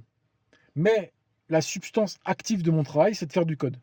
Et cette substance-là, de contenu, de ce que j'ai à faire, je trouve que c'est sympa parce que c'est ce que je ferais si j'étais à la retraite. C'est ce que je ferais. En fait, le code, ça me passionne. Et j'en ferais même si j'étais pas payé ou que je n'ai pas besoin d'être payé, enfin, que je n'ai pas besoin d'argent. Imagine, je gagne au loto, bah là, tous les jours, je ferai du code. Parce que je trouve ça trop kiffant de coder. C'est trop kiffant de coder, c'est trop génial, c'est trop artistique. En fait, c'est pour ça que même si l'IA est là pour nous aider, tout ça, jamais je confierai à une IA l'entièreté de mon travail, parce que je préfère le faire moi-même la plupart du temps, parce que c'est kiffant. J'utilise l'IA pour des tâches redondantes, pour une aide à la conception, mais c'est toujours assez kiffant de mettre en place une architecture de code. Donc j'ai un contenu de travail qui me plaît et on peut dire qu'il y a quelques aspects dérangeants dans mon travail que je pourrais te lister, mais qui ne sont pas rébarbatifs, qui ne sont pas euh, source de la volonté de quitter mon travail actuel et de dire ah je vais en trouver un mieux, ou de dire tiens je vais aller partir en Suisse, c'est mieux payé. Parce qu'évidemment, j'irai en Suisse, tout de suite, je me ferai 6 000 balles. Alors après, je sais pas, si une boîte suisse, mais là-bas, il y a beaucoup moins de sécurité de l'emploi. Puis en plus, il faut être frontalier avec tout ce que ça. Toi, tu fais des bornes tous les matins. Jamais une boîte suisse te donnera un full remote depuis la France. Faut pas rêver. Si quelqu'un le fait, dites-le moi en commentaire, ça m'intéresse. Parce que ça, c'est le job rêvé. Imagine, tu taffes chez toi, tu bosses en Suisse en full remote comme moi, mais au lieu de gagner ce que je gagne, moi je gagne, alors je vous ai pas dit combien je gagnais, mais je gagne dans les 2000 balles par mois. Donc en province, c'est tout à fait acceptable comme salaire. Et c'est sûr, tu pourrais me dire, pour un gars qui a de l'expérience comme toi, tu peux viser plus. Ouais, mais à Paris, dans la pollution, quoi. Et puis bon, après, je pourrais être frontalier de la Suisse. Alors évidemment, tout de suite, la Suisse, tu vas te taper un 6000 balles, c'est pas pareil. C'est sûr, je le conçois. Et j'exclus pas un jour d'y aller si j'ai la possibilité, parce que là, aller en Suisse, bah, c'est sûr que voilà, ça peut être une expérience intéressante, mais je doute que je retrouve un tel degré de liberté. Parce que ce qui est vraiment incroyable, c'est que le patron me fait entièrement confiance et il ne me flique absolument pas. Et ça, c'est aussi quelque chose qui est absolument très rare. La confiance est tellement énorme que ça me responsabilise et que moi, je ne supporterai pas de glander. Pourquoi? Parce que en fait, je serai mon propre observateur. En fait, quand on a confiance en toi comme ça et que on ne te surveille pas tout ça, c'est toi qui te surveilles. Et c'est encore plus puissant. Faut mieux que la personne se surveille elle-même quand je suis en train de le faire que d'avoir quelqu'un qui va vouloir le fliquer. Parce que quand tu rentres dans cette politique du chat et de la souris, du policier et du voyou et du voleur, tu sais, c'est un peu cette dialectique de je te poursuis, l'autre est poursuivi, donc se cache quelque part et va essayer de trouver des subterfuges pour échapper à son patron quelque part. Quand tu es dans une relation toxique comme celle-là, ça ne va à rien. Mon patron, il a entièrement confiance en moi. Bien évidemment qu'il attend des résultats concrets et que quand je lui livre des choses, il voit que en fait, à la qualité de ce que je lui rends qu'il voit, lui-même étant un connaisseur, il sait la qualité de ce que je fais. Et de toute façon, il a accès au GitHub. Donc j'imagine que de temps en temps, il va sur le GitHub pour voir comment ça avance. Ça, pareil, il ne connaissait pas GitHub. Hein. C'est moi qui lui ai amené. Comme ça, lui, il met ses scripts sur GitHub. Moi, je mets les miens. Et on peut dialoguer ensemble sur ce qu'on fait. Bon, moi, c'est pas du script. Enfin, il y a quelques scripts que je fais, mais la plupart du temps, c'est du code. Et j'y reviendrai. Moi, je vous donnais toutes mes astuces. Hein. Aujourd'hui, dans ce podcast, j'ai pas pu m'empêcher de vous donner une astuce énorme. C'est l'astuce de Radzen Studio, qui peut vous servir en tant que générateur d'ORM pour tout type de projet en C#. Voilà. Tout type de projet C#, VBNet aussi, je pense. VBNet, je pense pas, mais C# en tout cas, c'est sûr.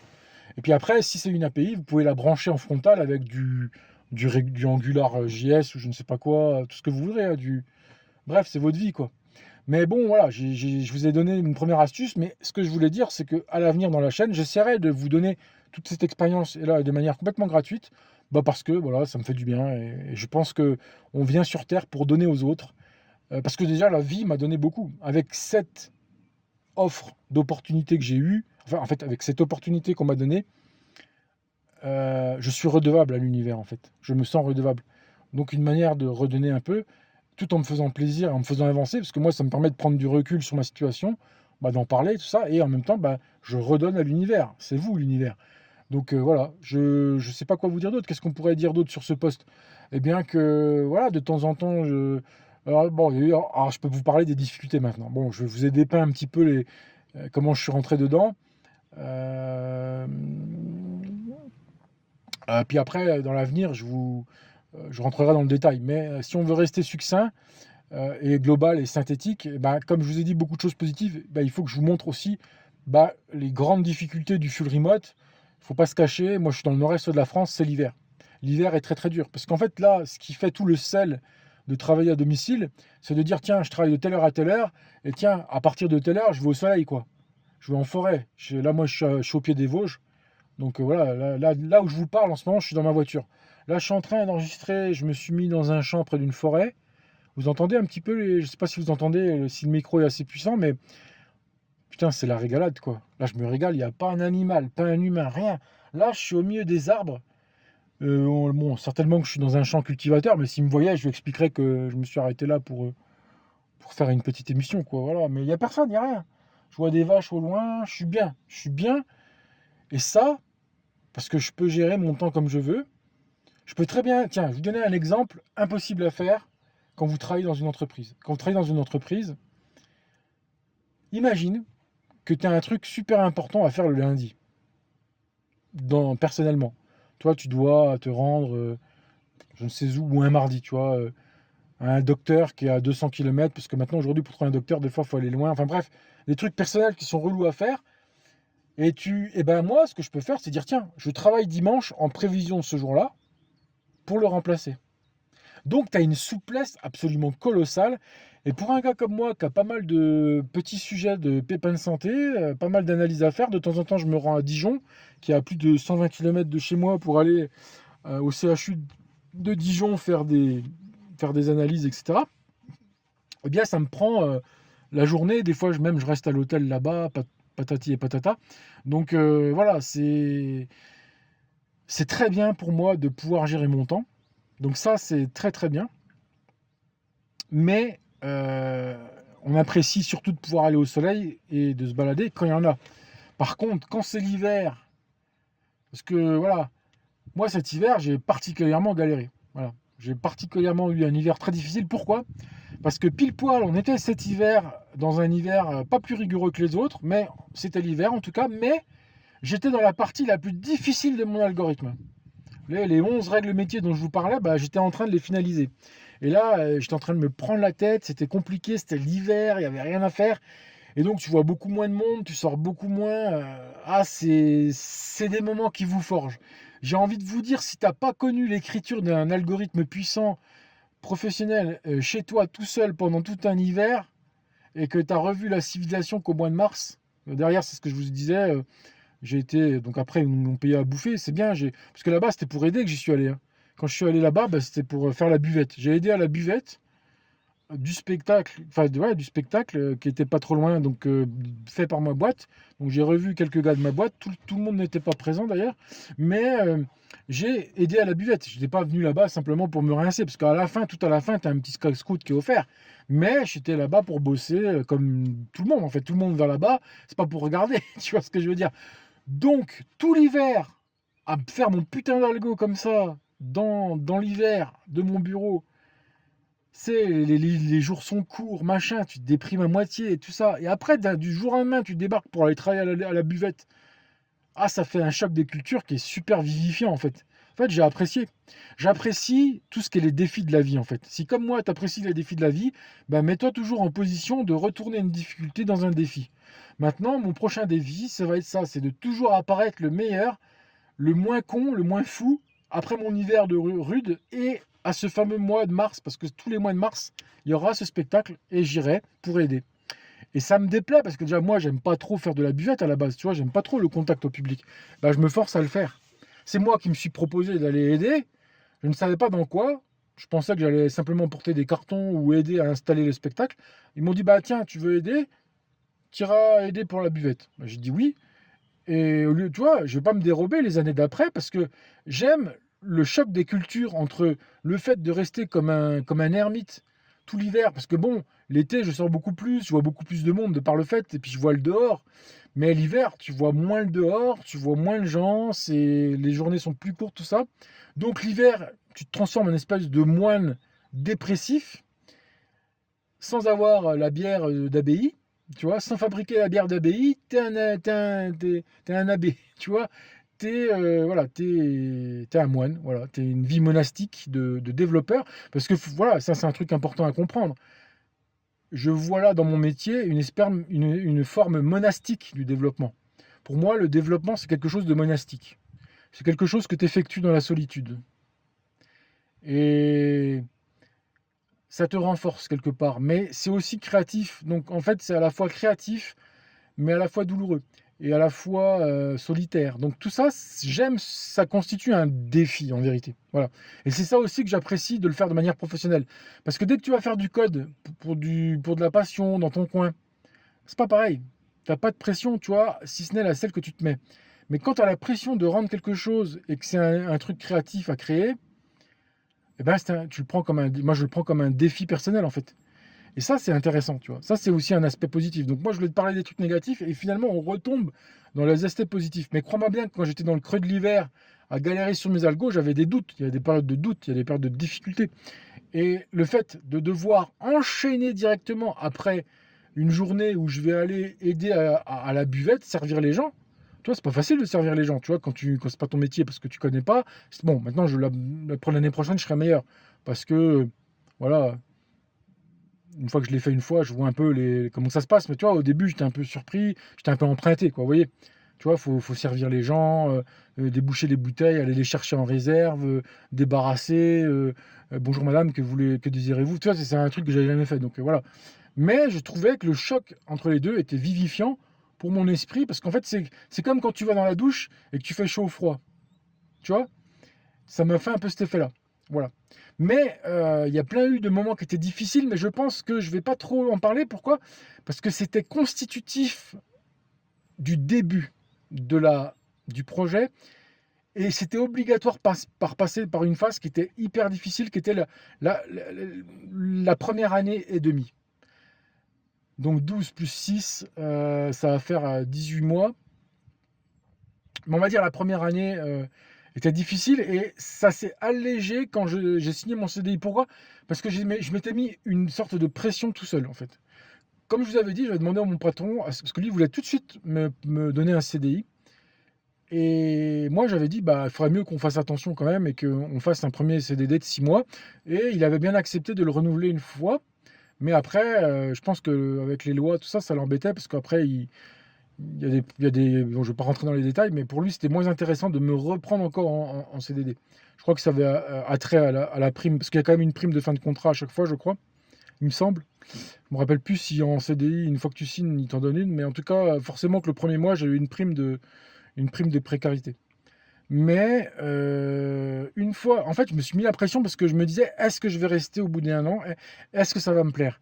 Parce qu'en fait, je trouvais ça tellement dur la première année que, tu vois, j'avais l'hésitation, quoi. Parce que, tu vois, je galérais pour tout, en fait. Tu sais, je savais pas ce qu'il attendait de moi et il n'arrivait pas bien à l'exprimer. On pataugeait. Pendant un an, on a pataugé, mais on avançait tout en pataugeant. Et vous savez, il y a un truc à maîtriser absolument pour vous si vous êtes informaticien. Que vous soyez dans n'importe quel type d'entreprise, de projet, etc., maîtrisez l'art du squelette. C'est-à-dire que quand on a peu d'infos, bah, tu construis des squelettes de programme. Et ça peut paraître con, mais le squelette de programme t'en dira plus que ton patron, t'en dira plus que la spec. C'est lui le maître en fait. Le squelette que tu mets en place avec les quelques maigres infos que tu as de ce qu'on attend de toi, ils vont te permettre quoi? Bah, de poser les bonnes questions, de voir où sont les données manquantes. Donc si toi tu dis ouais mais non j'attends d'avoir un truc parfait pour faire un squelette parfait, non non, fais un squelette imparfait, toujours commence par là. Commence pas par faire de longs tralala, des longs documents ou des longues réunions ou je sais pas quoi. Commence toujours par des squelettes, squelettes. Mais il faut savoir gérer l'art du squelette parce que c'est pas si simple. Ça peut paraître facile. Si là je te dis tiens, fais-moi un squelette de formulaire qui se connecte à une base de données, ouais. Mais si je te dis fais un squelette d'une application professionnelle assez complexe et que tu n'as pas beaucoup d'infos sur justement à quoi ressemble, puisque personne ne sait à quoi elle ressemble en fait. Et c'est tout l'enjeu de ton travail. Toi, tu arrives, moi c'est ça, mon patron, il avait tout en tête, mais il ne le savait pas lui-même. C'est moi qui lui ai tiré quelque part les verres du nez grâce à mon squelette. Mon squelette, à chaque fois, disait, est-ce que ça te plaît? Est-ce que, tiens, je vois qu'il manque ça. Et tu avances petit à petit, de manière extrêmement itérative. Mais c'était tellement douloureux, j'avais jamais ressenti ça, parce que d'habitude, j'ai beaucoup plus de specs, puisque j'ai travaillé dans des boîtes. C'est la première fois que je travaille dans une structure aussi petite. C'est vrai, et c'est pour ça aussi que je doutais, en fait. Je me dis, est-ce que vraiment il peut y avoir une opportunité pour moi d'avenir dans une petite structure? Et au final, mais bien sûr que oui. Au final, si j'ai pu douter pendant un an comme ça, c'est que j'avais pas compris c'était quoi développer. Développer, t'as pas besoin de 20 équipes agiles, t'as pas besoin d'être dans une grosse structure avec des gens partout. T'es pas obligé d'avoir des specs. Mais non, t'es pas obligé d'avoir des specs en informatique. Moi, j'ai toujours travaillé sur spec parce que ça me paraît tellement naturel que même il y avait des équipes dédiées à ça. Dans beaucoup d'entreprises, tu as une équipe, c'est l'équipe du métier, l'équipe de la maîtrise d'œuvre, on appelle ça, je crois, maître d'œuvre, le P-owner, product owner, tous ces gens-là, c'est leur boulot de créer des specs. Donc toi, tu as été biberonné, moi j'étais biberonné à ça, et j'ai cru que c'était l'alpha et l'oméga de l'informatique. J'ai cru que c'était le truc, voilà, c'est le b.a.-ba. Et quand je suis arrivé dans une boîte qui n'en faisait que très très très peu, voire pas du tout, toi, il y a juste un bug tracker. Voilà, dans le bug tracker, des fois, il peut y avoir un début de spec. Mais vraiment, quand je te dis début de spec, alors que c'est quoi une spec? Quand je dis le mot spec, c'est spécificité technique détaillée. Une spec, c'est quelque chose qui dit ce qu'on attend de toi. D'un point de vue soit métier, soit détaillé. Si c'est pas détaillé, c'est plus un cahier des charges. Si c'est détaillé, bah, c'est une spécificité technique détaillée parce qu'on va rentrer dans le détail technique de ce qu'on attend de toi. Et en général, l'aspect détaillé, elle est plus faite par un informaticien qu'autre chose. Donc en fait, quand je dis spec, c'est plutôt des cahiers des charges, des tickets, des scénarios. On appelle ça aussi des scénarios. Tu vois, des scénarios agiles, machin, bidule. C'est, c'est, c'est, c'est des trucs que j'avais eu tellement l'habitude de voir en entreprise que quand je suis arrivé dans une petite boîte, je me suis dit, mais je pourrais pas imposer tout ça. Parce qu'en fait, au départ, je me suis dit, je vais essayer de leur imposer tout ça, mais c'est pas possible. Parce que c'est pas leur problème. C'est pas, eux, ils vont pas participer à toutes ces conneries. C'est ta merde à toi. Et donc, je me demandais si j'allais pouvoir faire ça. Et finalement, j'ai réussi à intégrer tout ça dans mon cerveau. En fait, je n'ai retenu que le bon de toutes ces méthodes-là. Par exemple, j'ai retenu les Trello. Et je vous donne une astuce. Il faut avoir 2 Trello. Un Trello pour le bug tracking et un Trello pour toi, tes tâches à toi. Comme ça, tu ne mélanges pas entre les idées qui viennent de toi et les idées qui viennent des autres. Comme ça, tu as 2 univers mentaux. Et c'est la conjonction de ces 2 univers mentaux qui vont donner le produit final. Donc, l'univers des clients.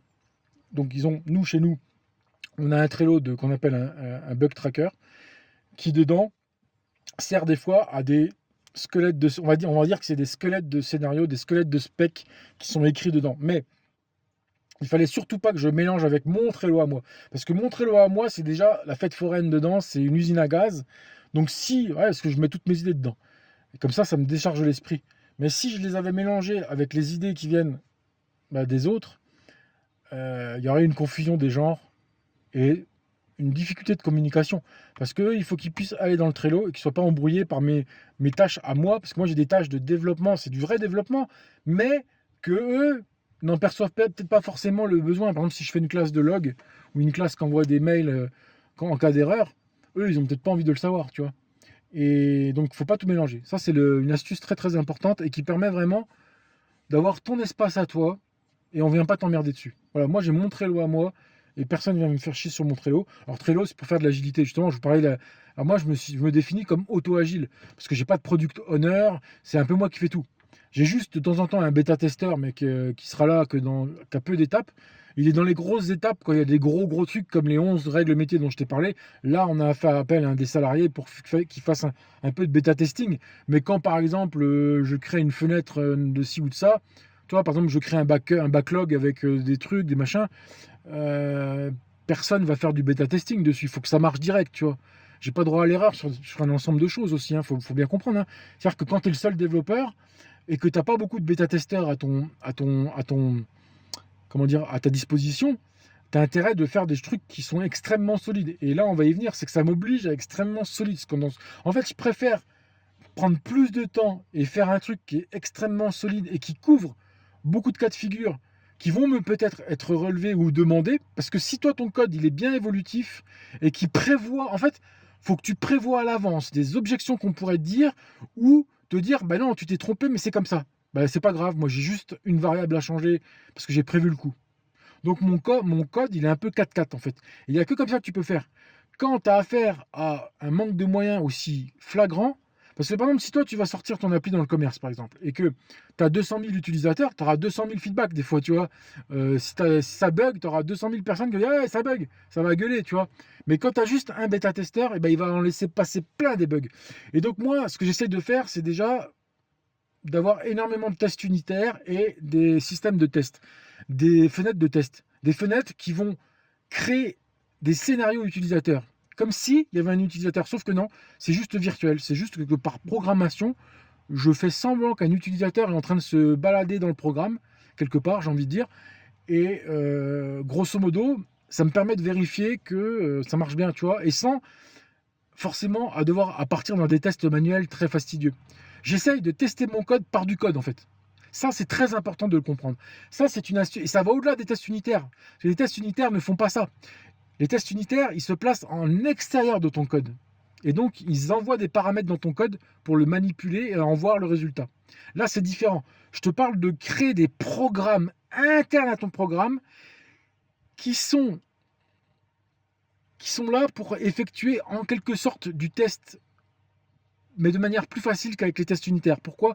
Parce que quand tu passes par un framework de test unitaire de manière externe, c'est lourd. C'est lourd, tu vois, tu fais tes asserts, machin, et c'est un peu relou. Moi, je m'en fous de tout ça. Tout ce que je veux, c'est de m'assurer que tout le processus se fasse et qu'il n'y a pas eu un null pointer expression à la fin et que certains cas de figure sont vérifiés. Et donc, je n'ai pas besoin d'une artillerie très lourde. Donc, du coup, je ne fais pas de test unitaire avec un framework extérieur.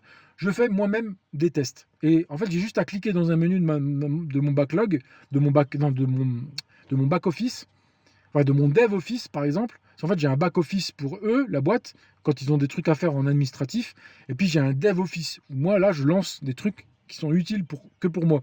Et dedans, j'ai des menus où je peux lancer ces trucs-là qui vont rapidement instancier plein de classes, les faire travailler ensemble, et comme ça rapidement, sans te faire chier avec des asserts, des machins. Tout de suite, tu vois, ça marche ce que tu fais, et t'es heureux, tu vois. Et c'est beaucoup plus facile à modifier. Et en fait, j'envoie aussi des paramètres, tu vois, si tu veux, dans mes trucs. Et donc, c'est un peu comme des tests unitaires, mais c'est plus souple que ça, en fait. En fait, je ne conseille pas d'utiliser quand tu es tout seul. En fait, les tests unitaires, c'est bien quand tu es plusieurs programmeurs qui devront collaborer sur ces tests. Donc là, ça permet d'unifier la dialectique, le dialogue que tu as autour des tests par un framework que plusieurs personnes de la boîte vont pouvoir utiliser en commun. Mais comme moi, je suis seul, je peux me permettre d'incorporer tout ça directement dans l'appli pour que ça soit beaucoup plus rapide à faire et beaucoup plus souple à modifier. Et je ne passe pas par cette... Alors c'est débile, tu me diras, parce que je ne pourrais pas faire des tests automatisés, mais si, parce que par la suite, je pourrais le faire. Par la suite, rien ne m'empêche à la base et à la lumière de ce que j'ai fait, de reprendre le meilleur. Parce qu'en fait, des tests unitaires, il faut qu'ils soient que sur certains points précis. Mais ce que j'aime pas trop dans les tests unitaires, c'est que c'est très lourd si tu vas aller dans la précision. Et moi, je préfère faire, je vais pouvoir, plus tard, je vais en rajouter, mais qui seront des petits tests succincts pour s'assurer que les grands modules marchent quand je livre en production. Tu vois, quand je compile, que j'envoie dans Docker et que Docker envoie sur mon serveur partenaire, machin, etc., je veux qu'effectivement, il y ait des tests succincts qui soient faits, mais ça ne sert à rien d'être dans le détail, parce que c'est des trucs qui sont déjà validés, en fait. Validé par justement ces tests-là que je viens de vous parler, que j'ai fait en interne dans l'appli, sans passer par un framework, mais qui sont très très poussés en fait. Et je peux me permettre, parce que je suis au cœur de mon code.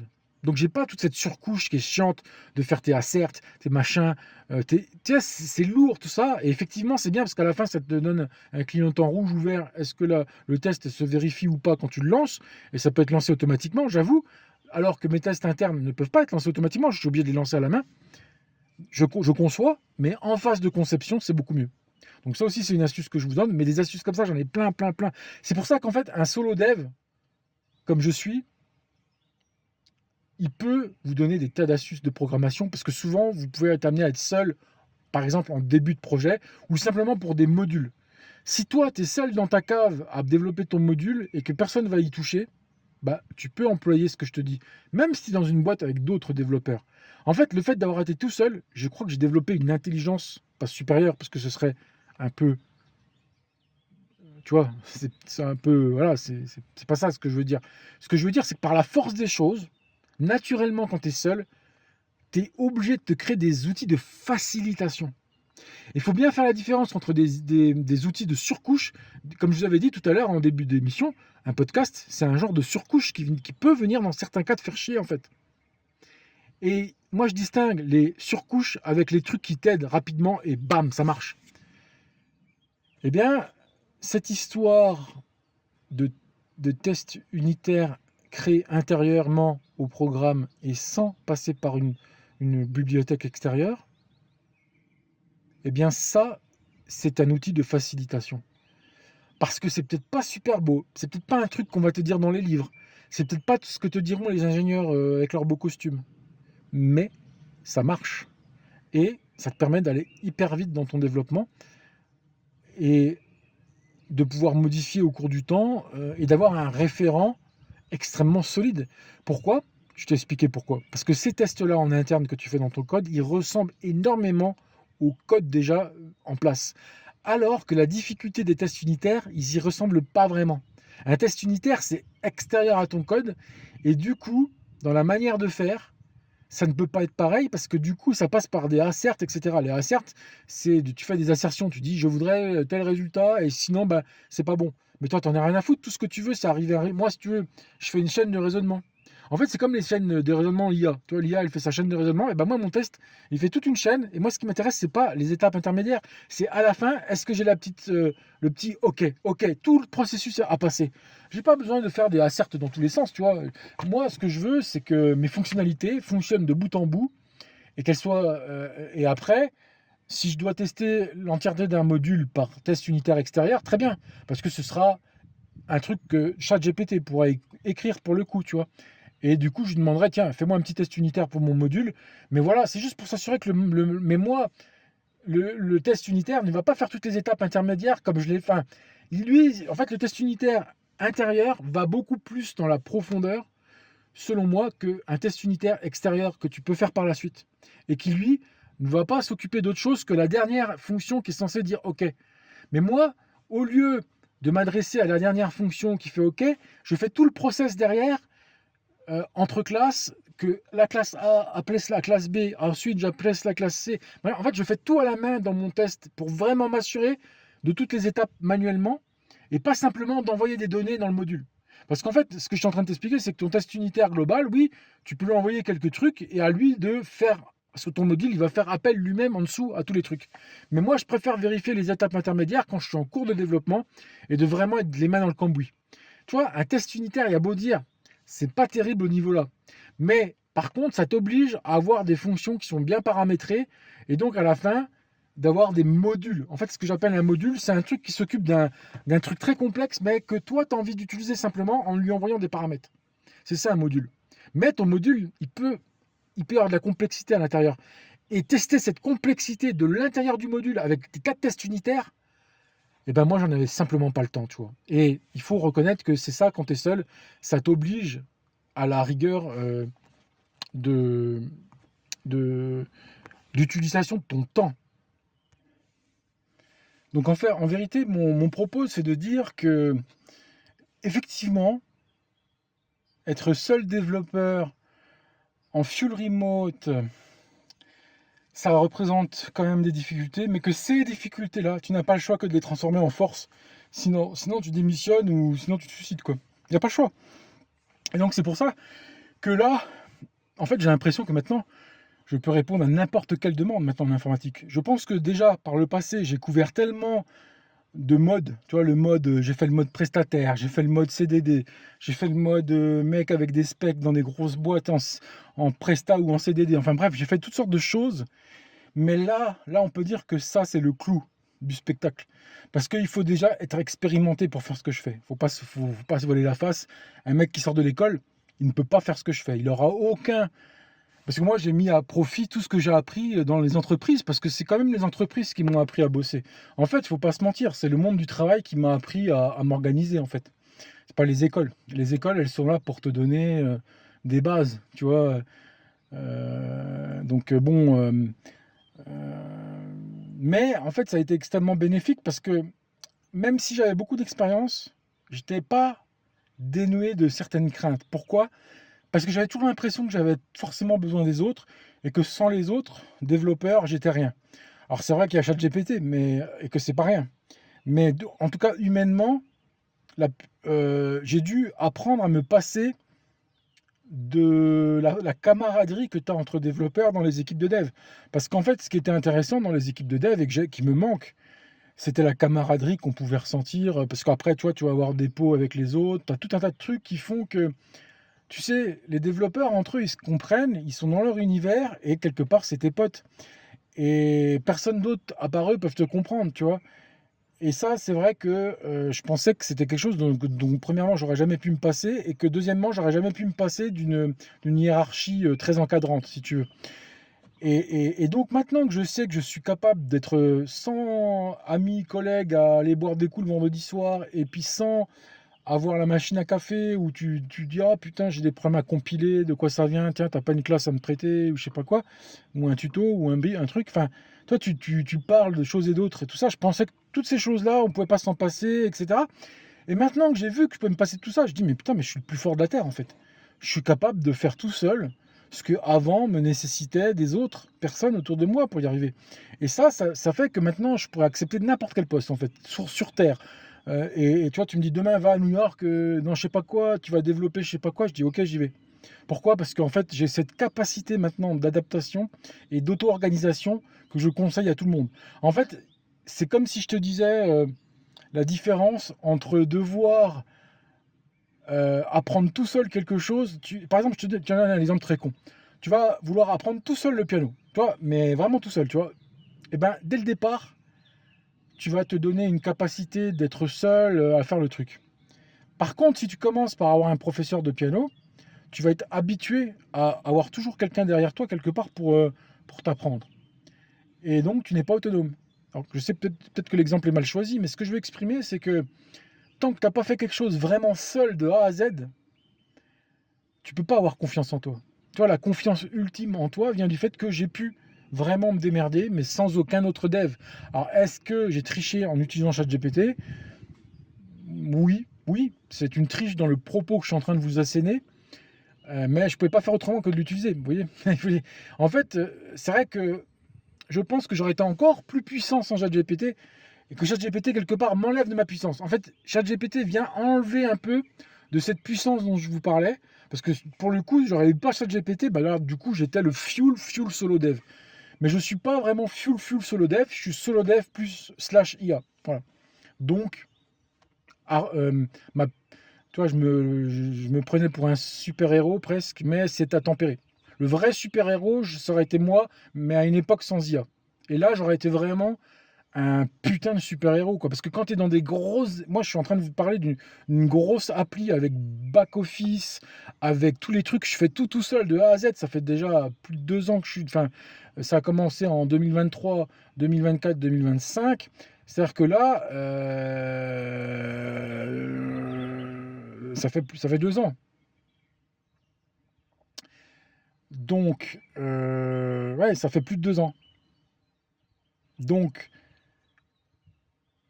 on est pile poil dans les 2 ans. Voilà, presque à un mois près. Eh bien, il a fallu, dans ces 2 ans-là, je me suis formé au métier, j'ai créé l'architecture, je me suis formé à un nouveau langage. Toutes ces choses-là, vraiment, je peux en être fier, mais euh, comment dirais-je, c'est c'est ça qui me forge et peut-être que sans l'IA, j'aurais mis un peu plus de temps et c'est sûr. Mais j'y serais arrivé, je pense quand même, mais j'ai un doute, je ne le saurais jamais. C'est vrai que j'aurais toujours un doute dans mon esprit. Et si je n'étais pas aidé de ChatGPT depuis le début que je suis dans ce poste, que se serait-il passé vraiment? Par exemple, quand j'ai voulu faire un tuto pour expliquer à Git à mon patron, j'ai formé mon patron à Git, et me suis servi de ChatGPT pour créer un scénario de formation. Je dis, tu vois, c'est pas grand-chose, mais ça aide, ce genre de trucs. Et en plus, je lui ai demandé de faire des textes pour lui expliquer à mon patron, dans les grandes lignes, comment fonctionnait Git. Et comme mon patron, il est super malin, alors que c'est pas un vrai dev, hein, il n'a pas fait des études là-dedans, mon patron. Lui, il a fait des études dans les maths, hein. Et il a compris comment fonctionnait grosso modo. Alors évidemment, il ne va pas faire des trucs compliqués, mais ce que je lui ai appris, il lui suffit à uploader son code, ce qui sécurise son code et ce qui permet de travailler à plusieurs, parce qu'on a déjà travaillé à plusieurs sur son code. Moi, par exemple, j'ai fait une opération de refactorisation dans son code. Alors voilà, j'ai un peu mis le nez dedans, parce que voilà, comme il n'est pas dev, voilà, j'ai remis bien les noms, tout ça, j'ai les redondances, les trucs, tu vois, j'ai un peu passé le nez dedans pour l'améliorer un peu, tu vois, son code, mais euh, pas plus que ça. Maintenant, je travaille sur le mien. On n'a pas la même branche de travail, en fait. Moi, je suis sur ma branche, lui, il est sur la sienne. Parce qu'en fait, en clair, tous les scripts qu'il a fait par le passé, moi, je suis en train de les refaire en mieux dans une appli web Blazor. Ça aussi, je vous ai pas dit, c'est une appli web Blazor. C'est un progiciel, voilà, que je fais. Et euh, on n'a pas le même univers de travail, quasiment technique entre moi et lui. Juste des fois, je regarde ce que lui a pu faire dans certains de ses scripts à lui. Voilà, tiens, comment il a fait ça, je regarde parce que il manipule des variables professionnelles, tu vois, des variables qui font appel à des données métiers. Donc du coup, de regarder comment lui a fait, bah, des fois, ça m'évite de devoir lui demander de m'expliquer. Mais voilà, moi, je veux dire, en fait, des fois, pendant tout l'hiver, je ne l'ai pas vu, mon patron, et j'ai pas eu de réunion avec lui, tu vois. En fait, au départ, on avait des réunions tous les mois, tu vois, ou même 2 fois par mois. Et puis, à un moment donné, quand tu vois, il a dû s'absenter. Et du coup, ça m'a appris à travailler sans lui, en fait. Parce que tu vois, au départ, j'étais un peu dépendant à lui, il faut dire. Quand je suis arrivé dans la boîte, voilà, il y a eu beaucoup de réunions où c'était surtout émotionnel, où il n'y avait pas beaucoup de dialogue technique, mais il y avait plus de l'encouragement, tu vois, de ne pas se sentir seul, parce qu'au départ, tu vois, et un jour, il est parti en déplacement, etc. Et il était inaccessible pour un temps assez long. Enfin, c'était pas pour déplacement, c'était parce qu'en fait, il y avait beaucoup de clients, il y avait beaucoup de clientèle à faire, parce que c'est l'époque, tous les ans, à une certaine époque, il y a plus de clients, en fait. Parce que bon, on est beaucoup dépendant des saisons. Et moi, je savais pas, justement. Et quand ça a été la première fois que ça faisait ce phénomène-là, bah, je me suis retrouvé seul du jour au lendemain, à plus pouvoir avoir de réunions, machin. Et il a vu que je me démerdais tout seul, il m'a dit qu'il était extrêmement content. Il m'a dit, je suis très très content. Il m'a dit, t'arrives à te démerder sans moi, je suis très très content, qu'il m'a dit. Et ça, c'est quelque chose dont je peux le remercier. Il m'a appris à être autonome, en fait. Et donc, à forcément avoir confiance en moi. Mais de toute façon, c'était soit je me suicidais, parce qu'en fait, je me dis, si je quitte ce poste, je ne retrouverai jamais un aussi bien. Et voilà pourquoi. Bon, en fait, si tu veux, quand il m'a dit prends le CDI, moi je voulais pas, tu vois, mais quand il m'a dit ça, je savais que j'avais pas le choix. Parce que c'était soit accepter le CDI ou soit trouver autre chose. Mais c'est pas possible.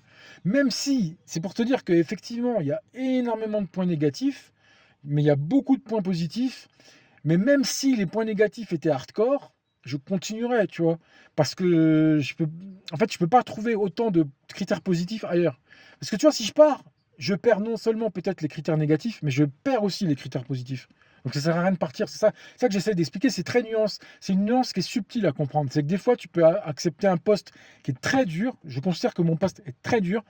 Mais comme il y a pas que des mauvais avantages, mais des bons aussi, et qui sont très bons, et ben si je vais ailleurs, je risque de n'avoir que les mauvais en fait. Toi, tu peux te retrouver ailleurs et n'avoir que les mauvais. Et là, tu vas dans le baba. Donc, on reste là, on s'accroche, et on s'accroche aux bons aspects. Toi, cette fluidité dans le temps que j'ai, tout ça, machin. Mais évidemment que de toute façon, coder, il ne faut pas se mentir, c'est quelque chose de rébarbatif. Et je vais vous avouer quelque chose. Si je devais faire ça dans des boîtes où je vais dans des open space et que je prenne le RER et le métro tous les matins pour faire ça, mais jamais je fais ça jusqu'à ma mort. Par contre, faire ça chez moi, ouais, je peux coder jusqu'à ma mort. Normalement, les développeurs en France, ils restent pas développeurs longtemps, tu vois. C'est rare de rencontrer des développeurs qui ont 60, 70 ans. En général, c'est des jeunes qui font ça. Parce qu'au bout d'un moment, moi j'ai même vu beaucoup de jeunes changer et devenir product owner. J'en ai vu beaucoup à Paris qui étaient. Pourtant, ils étaient bons, hein. J'ai connu un gars, il était super bon. Et il a décidé de devenir product owner. Pareil, il y avait deux meufs qui étaient là, qui étaient dev. Bon, bah, elles ont changé. Alors bon, après, ça pourrait être pour différentes raisons. Par exemple, le gars que je vous parle, ça faisait des années et des années qu'il était un super développeur, tout ça, mais il en a eu marre. Il a dit maintenant, je vais faire. Mais product owner, ça n'a rien à voir. Tu fais plus de code. Quand tu es product owner, tu fais plus de code.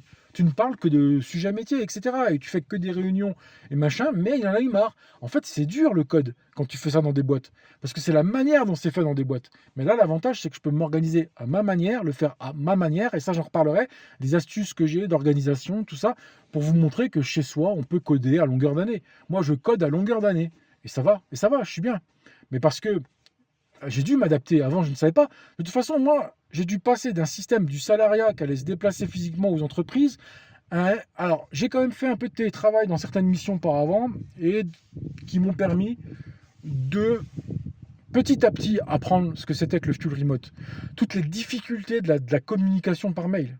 Parce que la communication par mail, ça amène pas mal de quiproquos, d'approximations, etc.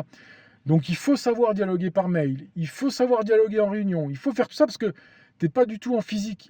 Alors qu'en physique, tu communiques beaucoup mieux. Quand tu es dans la pièce avec quelqu'un, il voit ton visage, En fait, il se passe des choses en physique qui n'arrivent jamais par mail. Voilà. Donc ouais, c'est dur, c'est dur. Il faut savoir faire toutes ces choses-là, travailler à distance, garder le moral et travailler. Alors tu vois, l'hiver, je m'y ferai jamais, hein.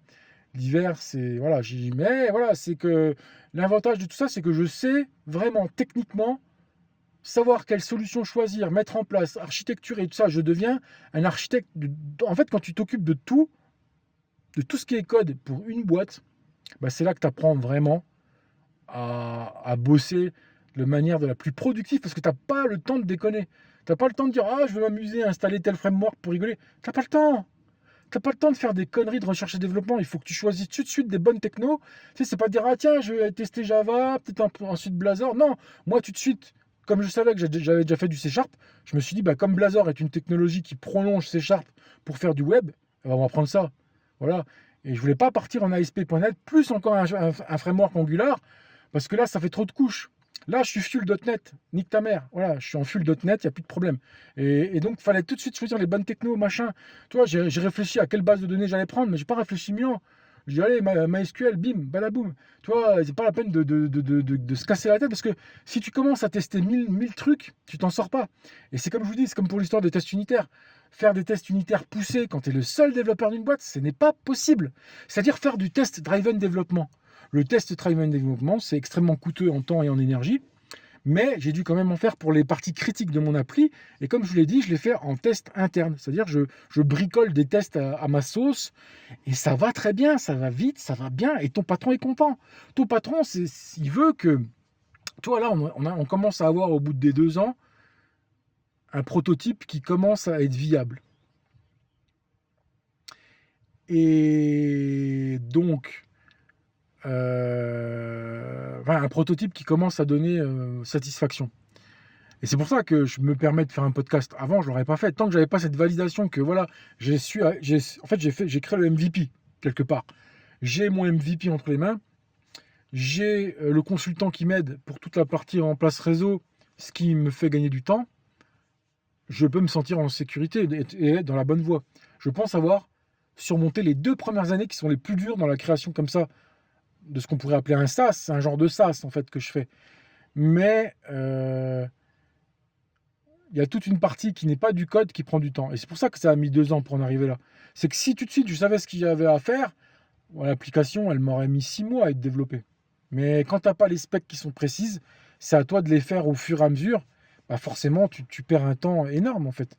Donc ça c'est des choses qu'en grande entreprise vous n'aurez pas comme problématique. En grande entreprise en général, les specs, elles arrivent toutes cuites dans le bec. Et vous ne savez pas la chance que vous avez d'avoir ça. Ah, vous ne savez pas la chance que vous avez. Parce que quand tu n'as pas vraiment de specs précises et que c'est à toi de les deviner, mais des fois, tu t'arraches les cheveux. Mais à la fin, tu n'as pas le choix. Tu dois livrer et la spec et le code qui découlera de la spec. C'est pour ça que solo dev, c'est les bonhommes. Voilà. on est les solo devs, les gars, on est les bonhommes. Et j'espère qu'il y a beaucoup de solo devs qui vont m'écouter. Et j'espère que vous comprendrez que c'est pas impossible grâce à moi. Ce n'est pas impossible d'être solo dev, même d'un SaaS, même de tout ce que tu veux. C'est possible. Lancez-vous. Si demain, voilà, si demain vous voulez le faire, faites-le. Bon, il est déjà plus d'1 heure et demie, ça fait trop longtemps. Je suis obligé de vous abandonner. Désolé. C'est la fin de ce podcast. Je vous remercie. À bientôt.